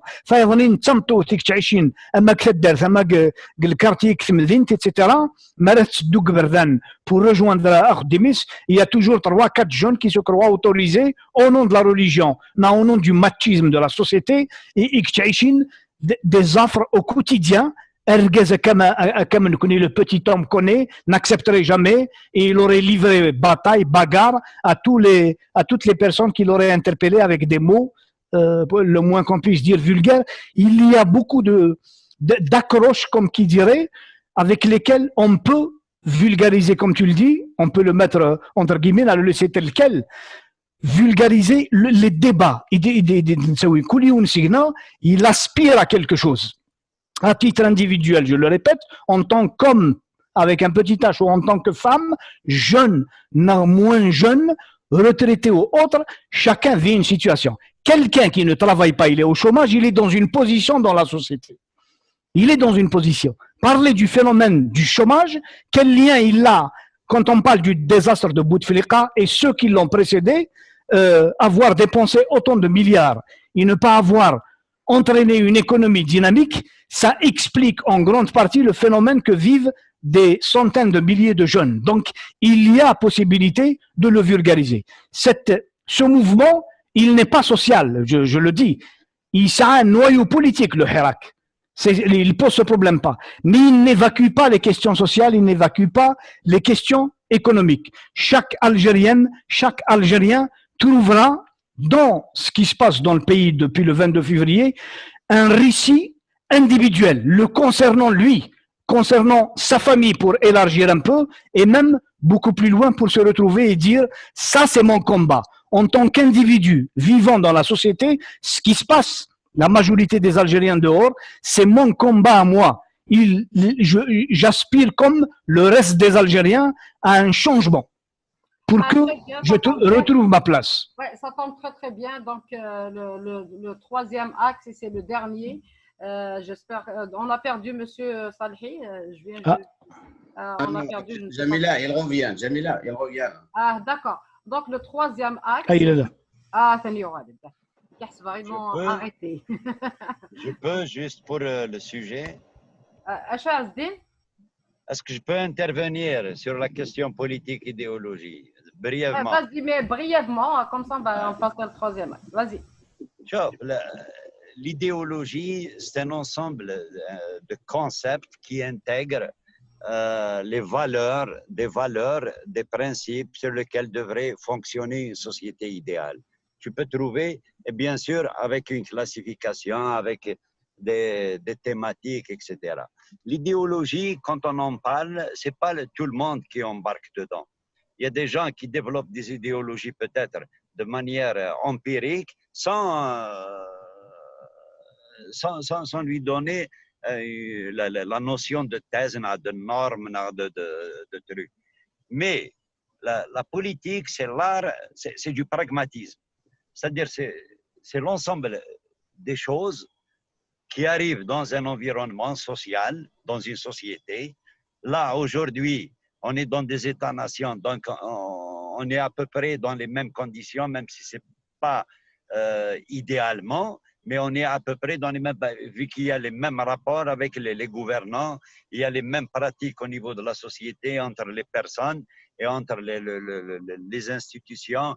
مرض يروح هدية مرض يروح هذا يخدم أم كان يعيش ذا شو يتمنى أم كان يزهون etc. La société elle donne des formes et le pouvoir impose ces formes aussi pour véhiculer parce qu'il est en situation de force pour imposer une idéologie X. Maintenant, le politique, c'est du pragmatisme. Comment? Tu vas inviter les gens à essayer de leur expliquer une idéologie. Ce n'est pas tout le monde qui va venir t'écouter ou là, qui te voit parce qu'il a d'autres priorités. C'est d'abord celles qui sont dictées dans l'échelle de Maslow. Et comment acquérir, accumuler du capital, comment le confort, il va être écouté, etc., etc. Le politique, c'est l'art d'être présent sur le terrain et d'interpréter et de vivre avec les gens les problèmes en scène, de proposer des solutions et de ramener des gens à intégrer à partir de des différentes données socio-économiques qui existent dans la société, ou bien même culturelles. Quand je dis social, c'est dans le domaine large. Donc, c'est le pragmatisme que requiert la situation pour essayer d'aller vers la société et de l'intégrer par rapport à un programme et la conception et la construction d'une société idéale qui répondrait à toutes ces questions. Merci beaucoup. La société idéale. Donc, le troisième axe, et on revient au mouvement citoyen, au Hirak. Est-ce qu'il est temps que le Hirak se structure? Est-ce qu'il est temps que le Hirak travaille autour d'une plateforme dans laquelle tout le monde va se retrouver? Et bien sûr, dans l'objectif, c'est d'instaurer un état de droit. Il ne suffit pas d'exiger que ce régime parte, n'est-ce pas?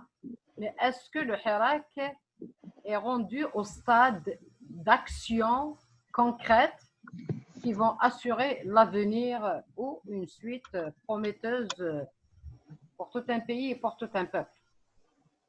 Cette fameuse plateforme, tout le monde en parle, mais est-ce qu'elle serait possible? Donc, on va commencer par Farid, Monsieur Rejala, Azdin, on va donner le mot dans le dernier. Monsieur Saïd Salhi, c'est pas grave. Il va revenir. Farid, est-ce que c'est possible de bâtir une plateforme et de s'entendre sur l'essentiel au sein du Hirak? Avant de parler de la plateforme, on parle d'abord de la composante de ce mouvement.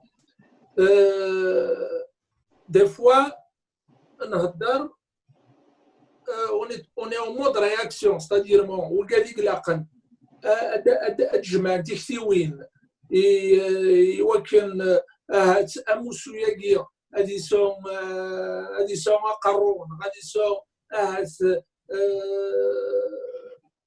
un programme sous normalement c'est deux choses en parallèle. Voilà la force de ce mouvement.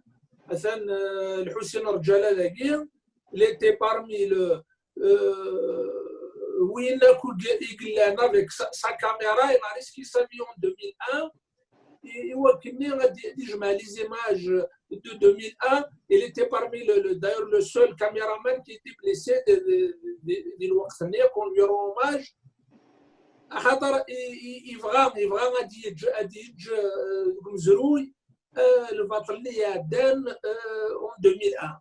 Je voudrais dire أين اللان دو النار أكد وين اللان فراب النار أعطاس يا راسل أخاطر وين اللان دو النار يتوالي شغال تمثلت سوينا كوارد جمعنا الكلية غادي دا الجزائرية لكن depuis le 22 février ولا غير une pancarte marquée avec pour un état islamiste islamique marqué d'un Smith le fils وين علي بالحاج يروح يموت ويزيد يرانا رسالنا له يروح نغرس يروح نقول دعامه يروح نقول بالعربيه يروح نقول شاشي يوكلني هذا قمنا في حساب كيدس امزونا كني مازال الاسلاميزم اللي تمر في الجزائر الاسلاميزم اللي يمر الجزائر يموت اشو يخدم بوتفليقه بوندون سي 20 ans c'est que il y a une autre façon d'imposer l'islamisme, surtout en Kabylie,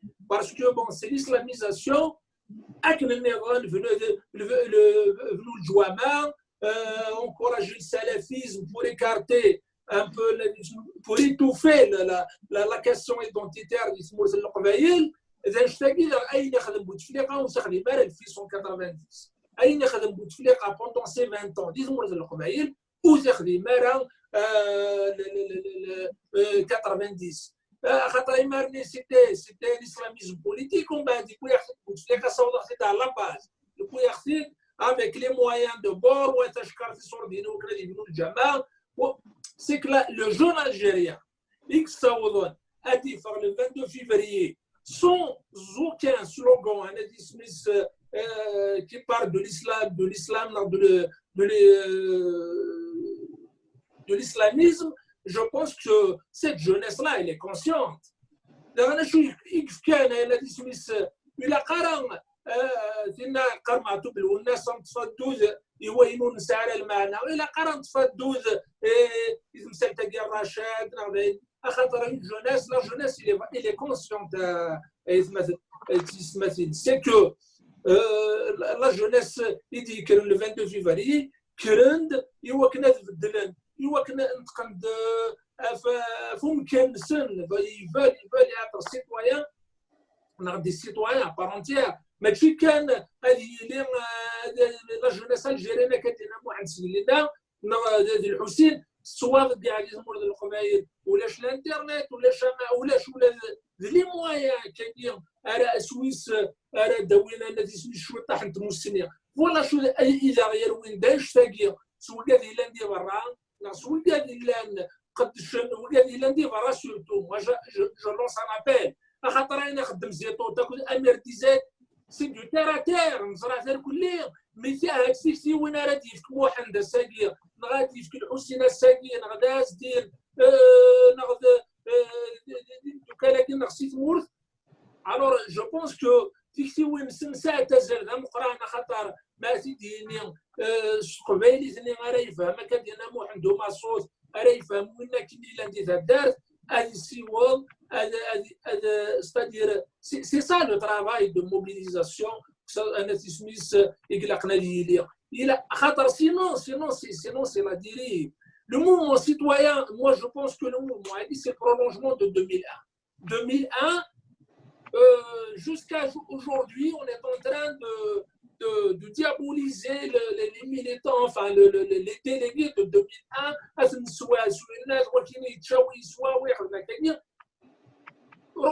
et puis on sait tous que c'est un mouvement horizontal.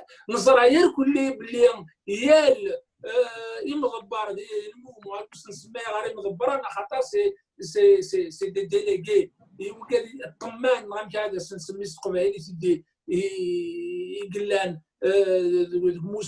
موسون de 2001 كل يوم يسام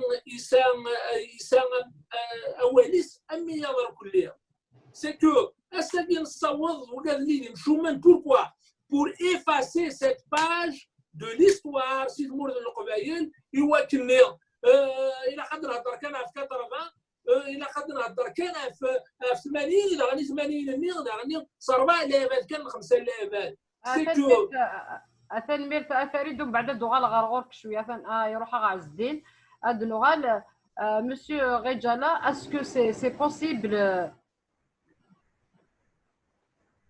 le micro est-ce que c'est possible pour le Hirak de s'entendre sur une plateforme? En fait, nous avons eu des expériences chez nous. Et il faut aussi prendre en considération les expériences des autres peuples sous d'autres cieux. Le mouvement actuel n'est pas encore longé. Laissons-le venir sobrement pour que nous puissions mieux voir sa vraie composante. C'est vrai que nous avons des adversaires idéologiquement parlant et qui sont soutenus. Ils ont des soutiens terribles. Des Français, de la place de la République, en fait, la rencontre presque chaque dimanche, on voit un peu les arabo-islamistes, il faut le dire, comment ils essayent de pénétrer les petits groupes dans lesquels il y a Rassena, mais comment ils font des approches. Ils ont les moyens de leur politique. Erdogan, quand j'ai parlé tout à l'heure de la position de ce que Erdogan fait en Libye, c'est la terre promise. Erdogan, c'est le chef spirituel de ces islamistes dits modérés, mais qui au fond se nourrissent d'une religion terrible, une religion mélange parce qu'ils l'ont déjà vécu. Ils ont aussi compris qu'il faudrait avoir une autre attitude, une autre approche et une autre tenue pour pouvoir s'accaparer de la société qui est en train de survivre. Ce qui est aussi impressionnant, c'est que c'est vrai, on a une forte concentration par connaissance des choses, c'est la locomotive, c'est vrai, mais parfois on se détache trop. Moursi Al-Qbaïel, il est trop intelligent, même pour les gouvernants, même pour ceux qui sont dans les organisations politiques actuelles. Madame Soufiane Djilali, c'est le niveau ardoise par rapport à un jeune étudiant, il se bat toujours dans le même mouvement et dans la recherche de la citoyenneté, de la formule de l'identification. Donc, il y a un déséquilibre en matière intellectuelle déjà. Le plus important, on ne peut pas penser, structurer un mouvement tel que le mouvement actuel. Parce que si on le structure, on le cadenassera, on le camisolera, on va lui mettre une camisole et les meneurs seront identifiés et c'est plus facile après de le faucher. Il faut le laisser. En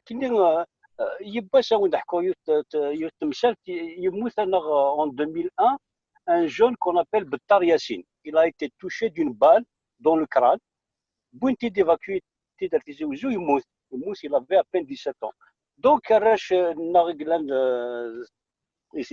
est saoudi, il faut qu'on l'accompagne. Dans un petit village pauvre. Donc, on est parti, on a une délégation, on a le matériel, la caméra, une grosse caméra, parce qu'il faut faire aussi une image professionnelle qui peut être diffusée à travers des chaînes de télévision. Si on fait juste avec des questions amateurs, on ne peut pas aller de l'avant. Il faut vraiment consacrer tout le temps possible si on veut faire de la politique. Mais en politique, après c'est bon. Donc, on a accompagné la dépouille du jeune. En arrivant sur place, c'est un petit village pauvre. Mais il faut voir le hif de Choulan. C'est que ce qui était impressionnant, c'était le hif, mais c'était le côté sobre. Vers le coup de 3 heures du matin, un groupe de femmes, dont Yimmasen Bettar Yassine, un petit chérubin, et puis là, elle disait des strophes.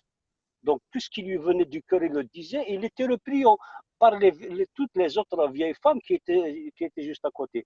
Mais c'était impressionnant. On ne peut pas structurer une telle émotion, ce que je veux dire. Une émotion pareille doit traverser la société pour que nous serons inébranlables. Je m'excuse de ce terme, mais on n'arrive pas à identifier correctement notre adversaire. C'est que c'est bon.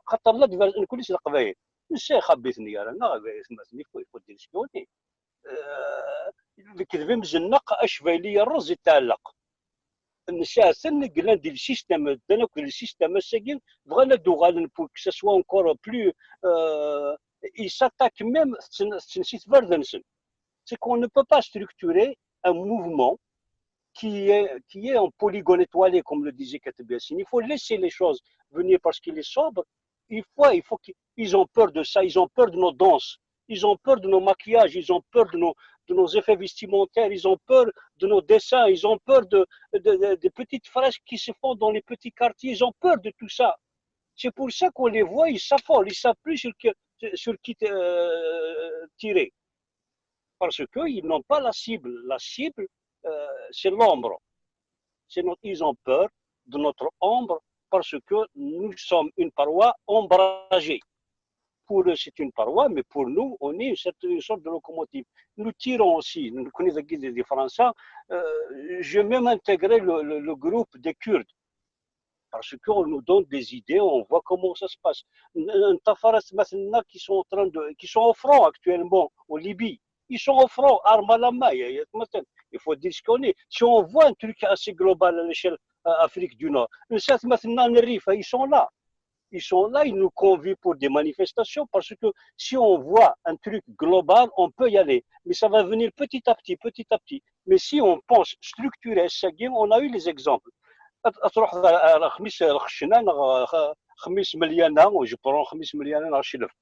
Ils ont découvert c'est quoi la revendication. C'est bon. Et puis ils ont pris goût. Il faut les laisser encore s'abreuver de ça. Il faut les laisser s'abreuver de ça. Quand des jeunes sortent à Oran et puis nous attaquent frontalement, au lieu d'entrer en confrontation, j'appelle les sociologues, les sociologues d'une façon générale, pour nous faire des lectures de comportement.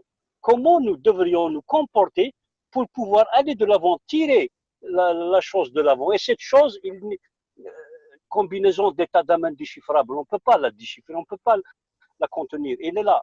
Le fait que ils ont tué un jeune enfant, et le fait que tout ça, c'était impressionnant. On reçoit des économies.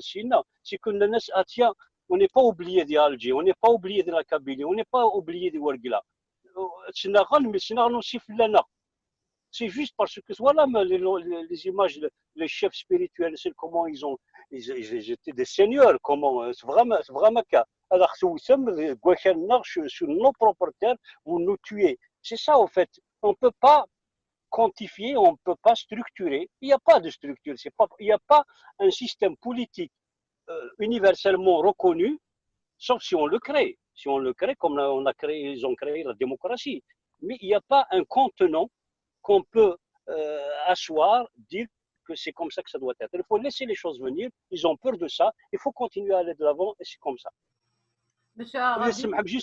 juste باللغه يوت قبايليت روح كان روح لا نسين يا حبيب نزيك كنت قوس الدرس يغال يوني روح هذيك ميد يغال على الدرس املا دم داكلي سين سودي ام داكني قام لي الدرس ني سودي ما الناس جات لا دوني سي الدرس نا غاكين الناس وزرا غير الناس كنا ندوار لاكي سمكشاو الدرس تو يفو فوا الناس اللي نخدم الناس كالصباح نكار نمارس دوسه درت كل يوم هذه فابريزي نروح الماكسيموم من السبعه خمنا كني مسفاهمن كان الصباح هكاند شغلي بوبريضن هكاند وين نسن يولي يروح على الشرق يولي يروح على الغرب روحن ايزون ديسباري روحن كالك طون ابري يموت يوم بمغار اللي دارت اليوم مغار كذا ذا مغار ذا موسنا وذا مغار زمني كنا قارن حمل انت مفوت دي المناطق اليوم دونك اسباواز شويه طاح كان كي كاس يوسد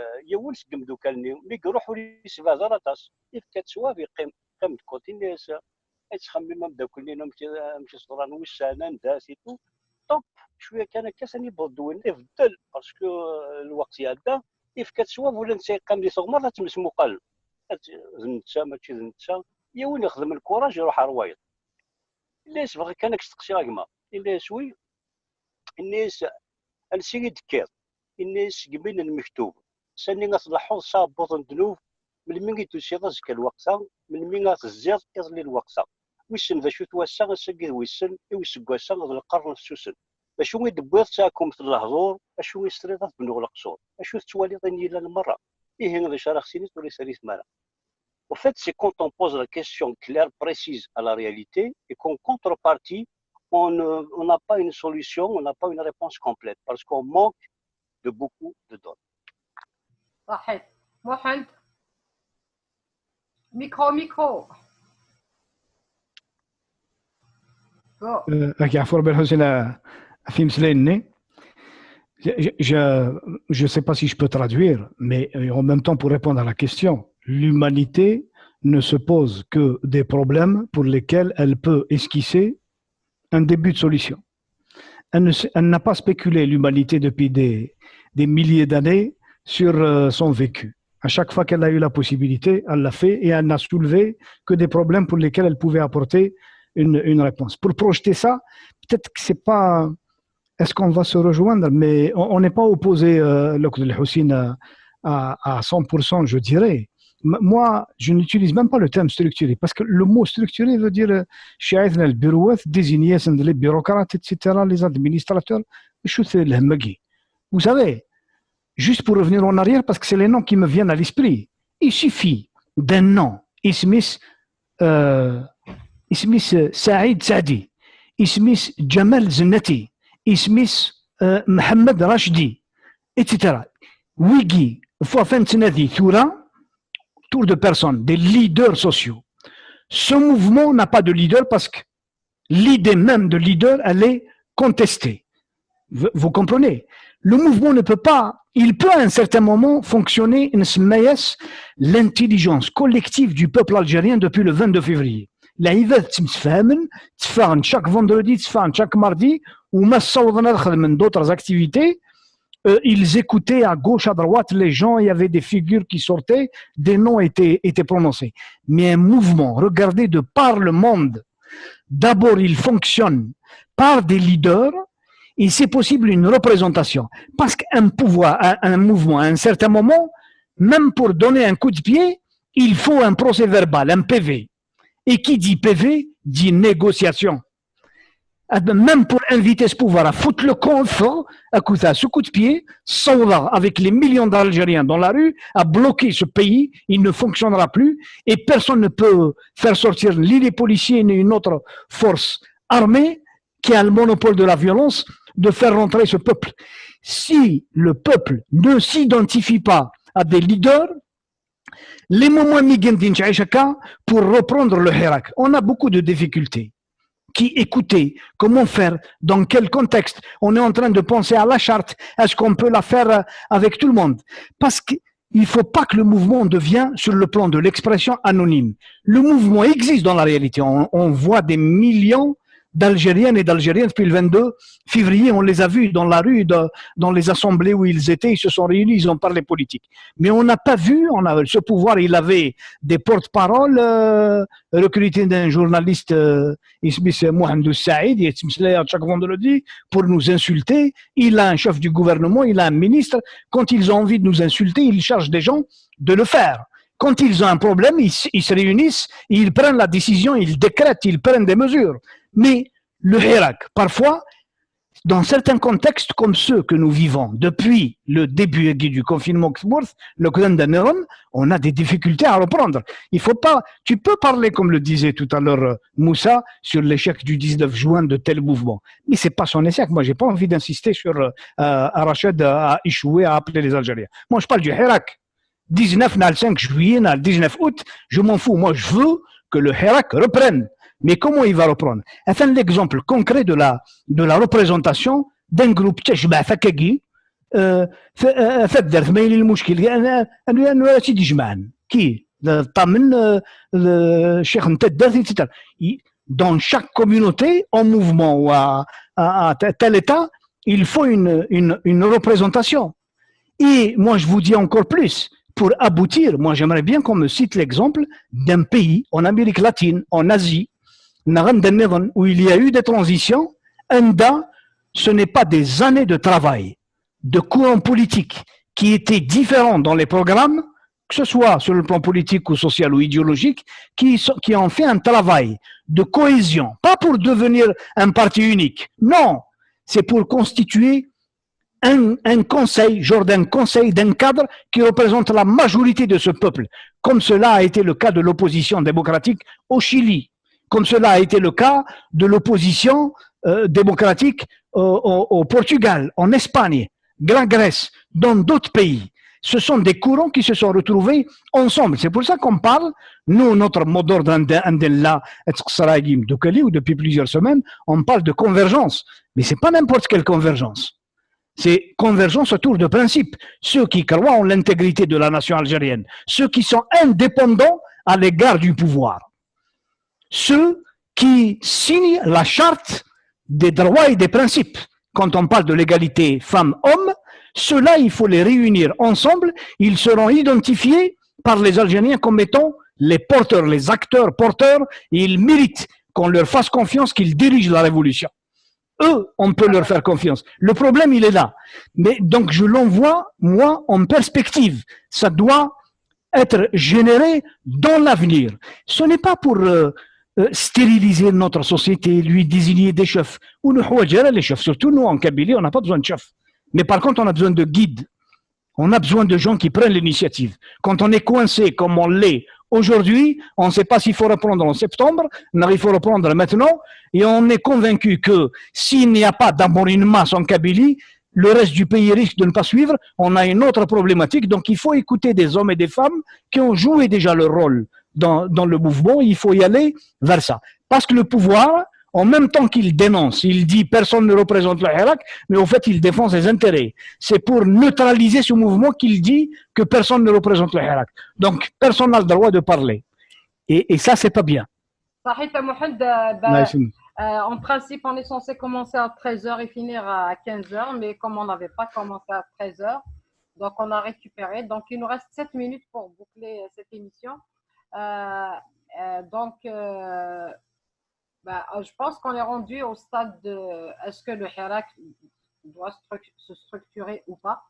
Est-ce qu'il doit avoir des porte-paroles ou pas?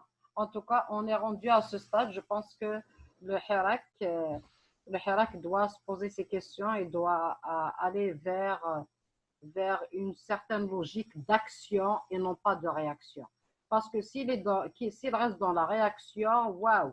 C'est une aubaine magnifique pour le pouvoir algérien. Il provoque, le Hirak réagit les vendredis, je ne sais pas quoi. Ça dérange qui? Ça dérange personne. Là.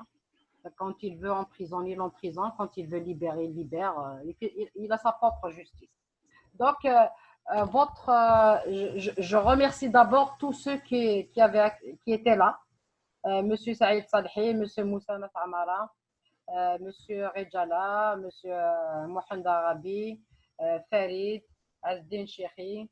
Et là, je vais vous laisser donner votre dernier mot. Je m'excuse à Farid si vous n'aviez pas eu beaucoup de temps, mais je vais commencer par vous. Juste, vous ouvrez vos micros. Donc, il nous reste 6 minutes. Vous avez 1 minute et demie chacun. Est-ce que vous êtes optimiste? Êtes-vous optimiste quant à la suite des choses? En réalité, est-ce que le peuple gagnera? Certainement. كاين موالير كاين محمد الحسين تسمو سنيده قديم تكميني جميله الورزريق باللي نسان يركزن ساتي لوين اكزمرنا ثمورثيهين خاطر كنا قلعدي برا مي في كثيوين كركازن يكون يشبان وكسلوين يكون يشبان جو بونس كو الى قد تغالط خاطر اولي سيفرون دوال ونزميرا نكوني صروح خاطر الصروح ويا الثالث نتوخير وكادي موسنا والناس وخير نسب النار سجن النار وياضي وكذا هاث ونزرع شو دبوث السويث نغاها وكذا عندها ثمو سنين سن وقيلا متفي غالا سبان داك اللي كان صغيمين الوغ نكون استمرت القبائل سورتو النساء كومام امزروي كويني انا منو وكيما تشي حسب سي لانديبوندونس سوا اونتر بارونتيز دو لالجيري مدينه سوكو سميت فرنسا وقبل تجمشو مناكي يكتفنا مكان سي كلان يركز نتلاوين يخدمن تسرتيث يديف كان تكتيوين أود يوفان تيغنيين يشوف أنت كذا قالت سيليت ولكن سافو ديكلاري لو سامبل سيتويان وقيلا يقول لنا كدينا الحسين قال موادو نقول لنا قويناتي سميس دي تاخوخ نقول لنا ندير النظام خاطر ان جون بوساكي ويزرار شو يلان دوك مزروي خاطر مزروي يفر مزروي خنقنت l'histoire du mouvement citoyen ils l'ont toujours étouffé alors adina يغرينون زريغه داوي اطاس يوم مزروي اداويم سورتو المزيان يدي تنكارن خاطر زرينا راه شويه يضران ديال العوام يعدان وزرنا راه شويه يضران ديال الديسينيه يعدان يكون ويا اكو يكون مثيا اكزمرن اتفكم ثمو سنين ون يوكن المزيناكيا ازرن عند اساس نظام سنه المثل صحيح فريد مس رجاله هو اللي كان كارو j'avoue que زمرضرة دينا ولا قالوا en fait non voilà je veux dire l'émission Posegué êtes-vous optimiste quant à la suite des choses bon, c'est bon, non en fait si on n'est pas optimiste avoir et puis c'est bon quoi c'est pas possible c'est que le plus important c'est qu'il faut pas qu'il y ait une rupture générationnelle il y a une matière grise et des grandes potentialités. Il y a au début des mots, dernièrement, j'ai été arrêté, malmené. À chaque fois, c'est la même chose.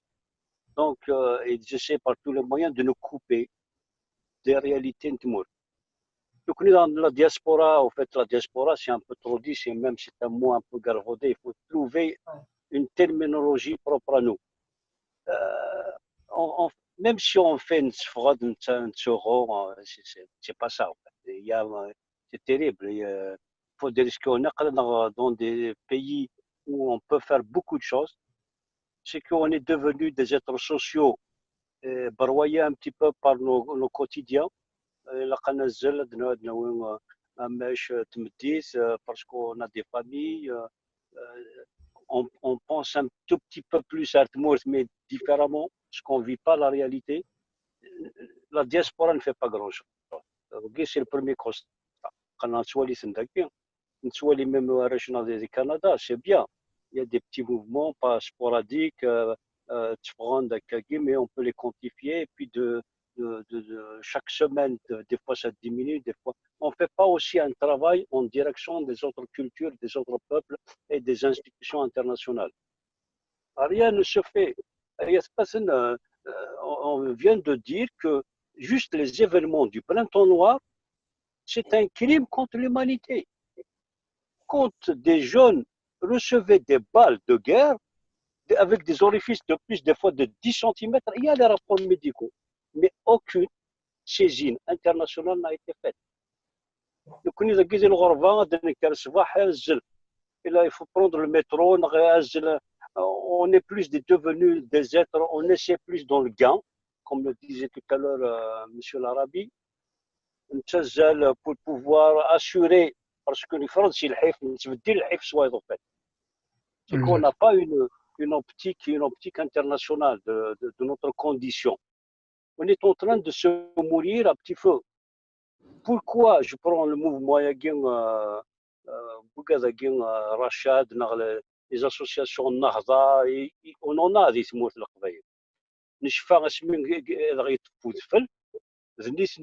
qui organisaient des interventions pour prendre de la marchandise, des denrées alimentaires à tous les gens. Je les ai vus du côté de la wilaya. C'était des islamistes qui avaient les moyens, qui venaient du Qatar, qui venaient de l'Arabie Saoudite, qui venaient du Koweït, qui venaient de ces suspects. Ils avaient les moyens, ils nous devançaient socialement. Nous connaissons ça. Si leurs maisons sont alignées, c'est par souci d'égalité. C'est le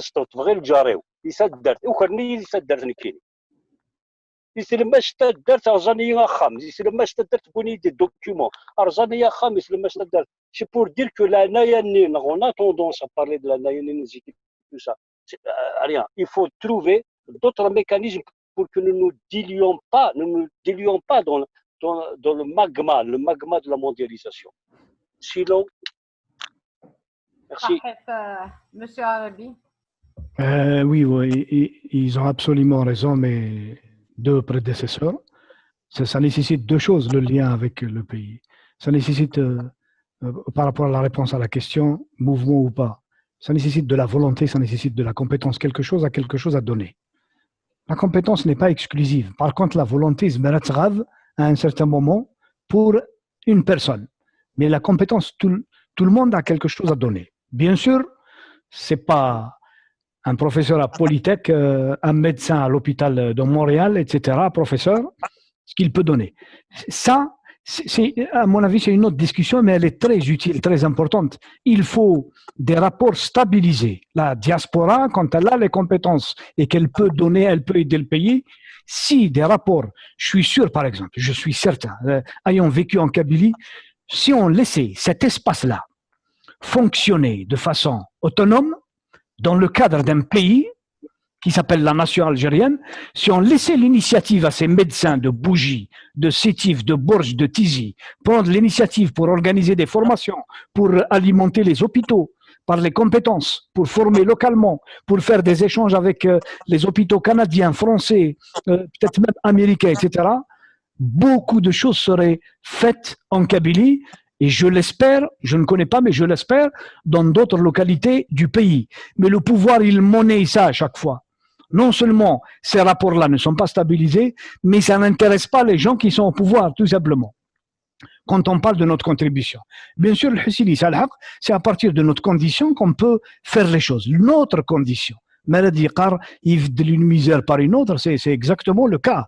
Mais c'est dans le cadre de cette misère qu'on peut faire quelque chose dans notre pays. Et là, c'est la question de la volonté. Et il me semble que depuis le premier dimanche qui a suivi le premier vendredi du Hirak, j'en ai vu moi et j'ai été franchement farha. C'est les Algériennes et les Algériens qui étaient là. Ça veut dire qu'il y avait une volonté. Ils se sont rappelés le pays. Bien sûr, on ne se rappelle pas tous les jours. On a une famille à nourrir, on a des soucis, mais c'est possible. Pour le Hirak, moi, je suis optimiste, mais je ne le situe pas sur le court terme. Je n'ai pas envie que les gens fassent des paris d'une fois le 12 juillet, le 12, etc. Il y a une rentrée devant nous. N'importe quelle date d'ici septembre, elle peut être celle de la majorité des Algériens qui activent et des Algériennes qui activent, qui veulent reprendre le Hirak. En tout cas, le carburant qui a alimenté le Hirak depuis le 22 février, il est toujours là. Il est inépuisable parce qu'en face de nous, on a un pouvoir qui est incurable. Où il s'arrête doigt, quoi. Merci beaucoup les amis, Houssine, Farid, Jamila Al-Mahdi. Depuis tout à l'heure, c'était un plaisir de se partager avec vous. Merci, Tanmir Mohamed, merci beaucoup. TV, oui. Farid? Non, Tanmir. D'accord. TV. Il y a un problème au niveau du son. TV, donc remercie beaucoup tous ces invités. Monsieur Saïd Salhi, vice-président de la Ligue des droits de la personne d'Il-Zaïr, Monsieur Moussa Nafamara, journaliste, Mohamed Aribi, professeur et militant aussi au sein du Hirak et même au-delà du Hirak, Monsieur Rijala, réalisateur. Sincèrement, personnellement, je suis vraiment impressionné par vos propos, par votre discours. Et je pense qu'on devrait vous inviter une autre fois pour nous parler de votre travail, de vos œuvres. Chapeau bas, monsieur. Vraiment, je suis vraiment impressionnée et j'ai envie de vous connaître davantage et de vous faire connaître aussi auprès de pas mal de personnes. Et Azdin Chekhi aussi, il avait pris une petite pause pour intervenir. Merci beaucoup. Demain, c'est le 5 juillet. C'est la fête de l'indépendance une indépendance qui est censée appartenir à tout un peuple et à tous les enfants et les petits-enfants de nos révolutionnaires. Elle a été confisquée, mais elle ne leur appartient pas. Hein? Cette indépendance n'appartient pas à la mafia. Demain, à Montréal, il y aura une grande marche, justement pour marquer ce drame. On est indépendant et on ne l'est pas en même temps, et aussi pour dénoncer ce régime et soutenir les détenus d'opinion. Nos pensées vont toujours aux familles, aux détenus qui sont encore en prison. Et sincèrement, une pensée particulière aux détenus mozabites depuis 2005. C'est hallucinant. C'est comme ce qu'ils ne peuvent pas permettre de le faire en Kabylie, à Alger ou dans certaines régions, ils peuvent se permettre de le faire loin, à l'Élysée ou à Gardeya, parce que c'est loin, parce qu'il n'y a pas quelqu'un qui va les défendre. Donc, merci beaucoup pour votre participation et j'espère qu'il y aura d'autres occasions pour parler encore et encore de ce qui nous préoccupe, et aussi, comme disait tout à l'heure Mohamed, mais sincèrement, Farid, sûrement M. Rijala l'a vu aussi, je pense en une année du mouvement populaire, du mouvement citoyen, je pense que les Algériens et Algériennes ont appris à s'écouter, à se parler, à se respecter, à échanger. Ce n'est pas facile parce qu'ils commencent à se découvrir aussi. Hein. C'est comme une histoire d'amour à l'envers. Là. Donc, on va apprendre à communiquer davantage, à s'informer et à ne pas tomber dans le piège de la manipulation, de l'intox et de rester fixé sur l'objectif initial qui est que ce régime parte et que ce pays commence à fonctionner comme il se doit avec un état de droit. Merci beaucoup, merci Al-Mahdi. Et à la prochaine. Bye bye tout le monde. Bye.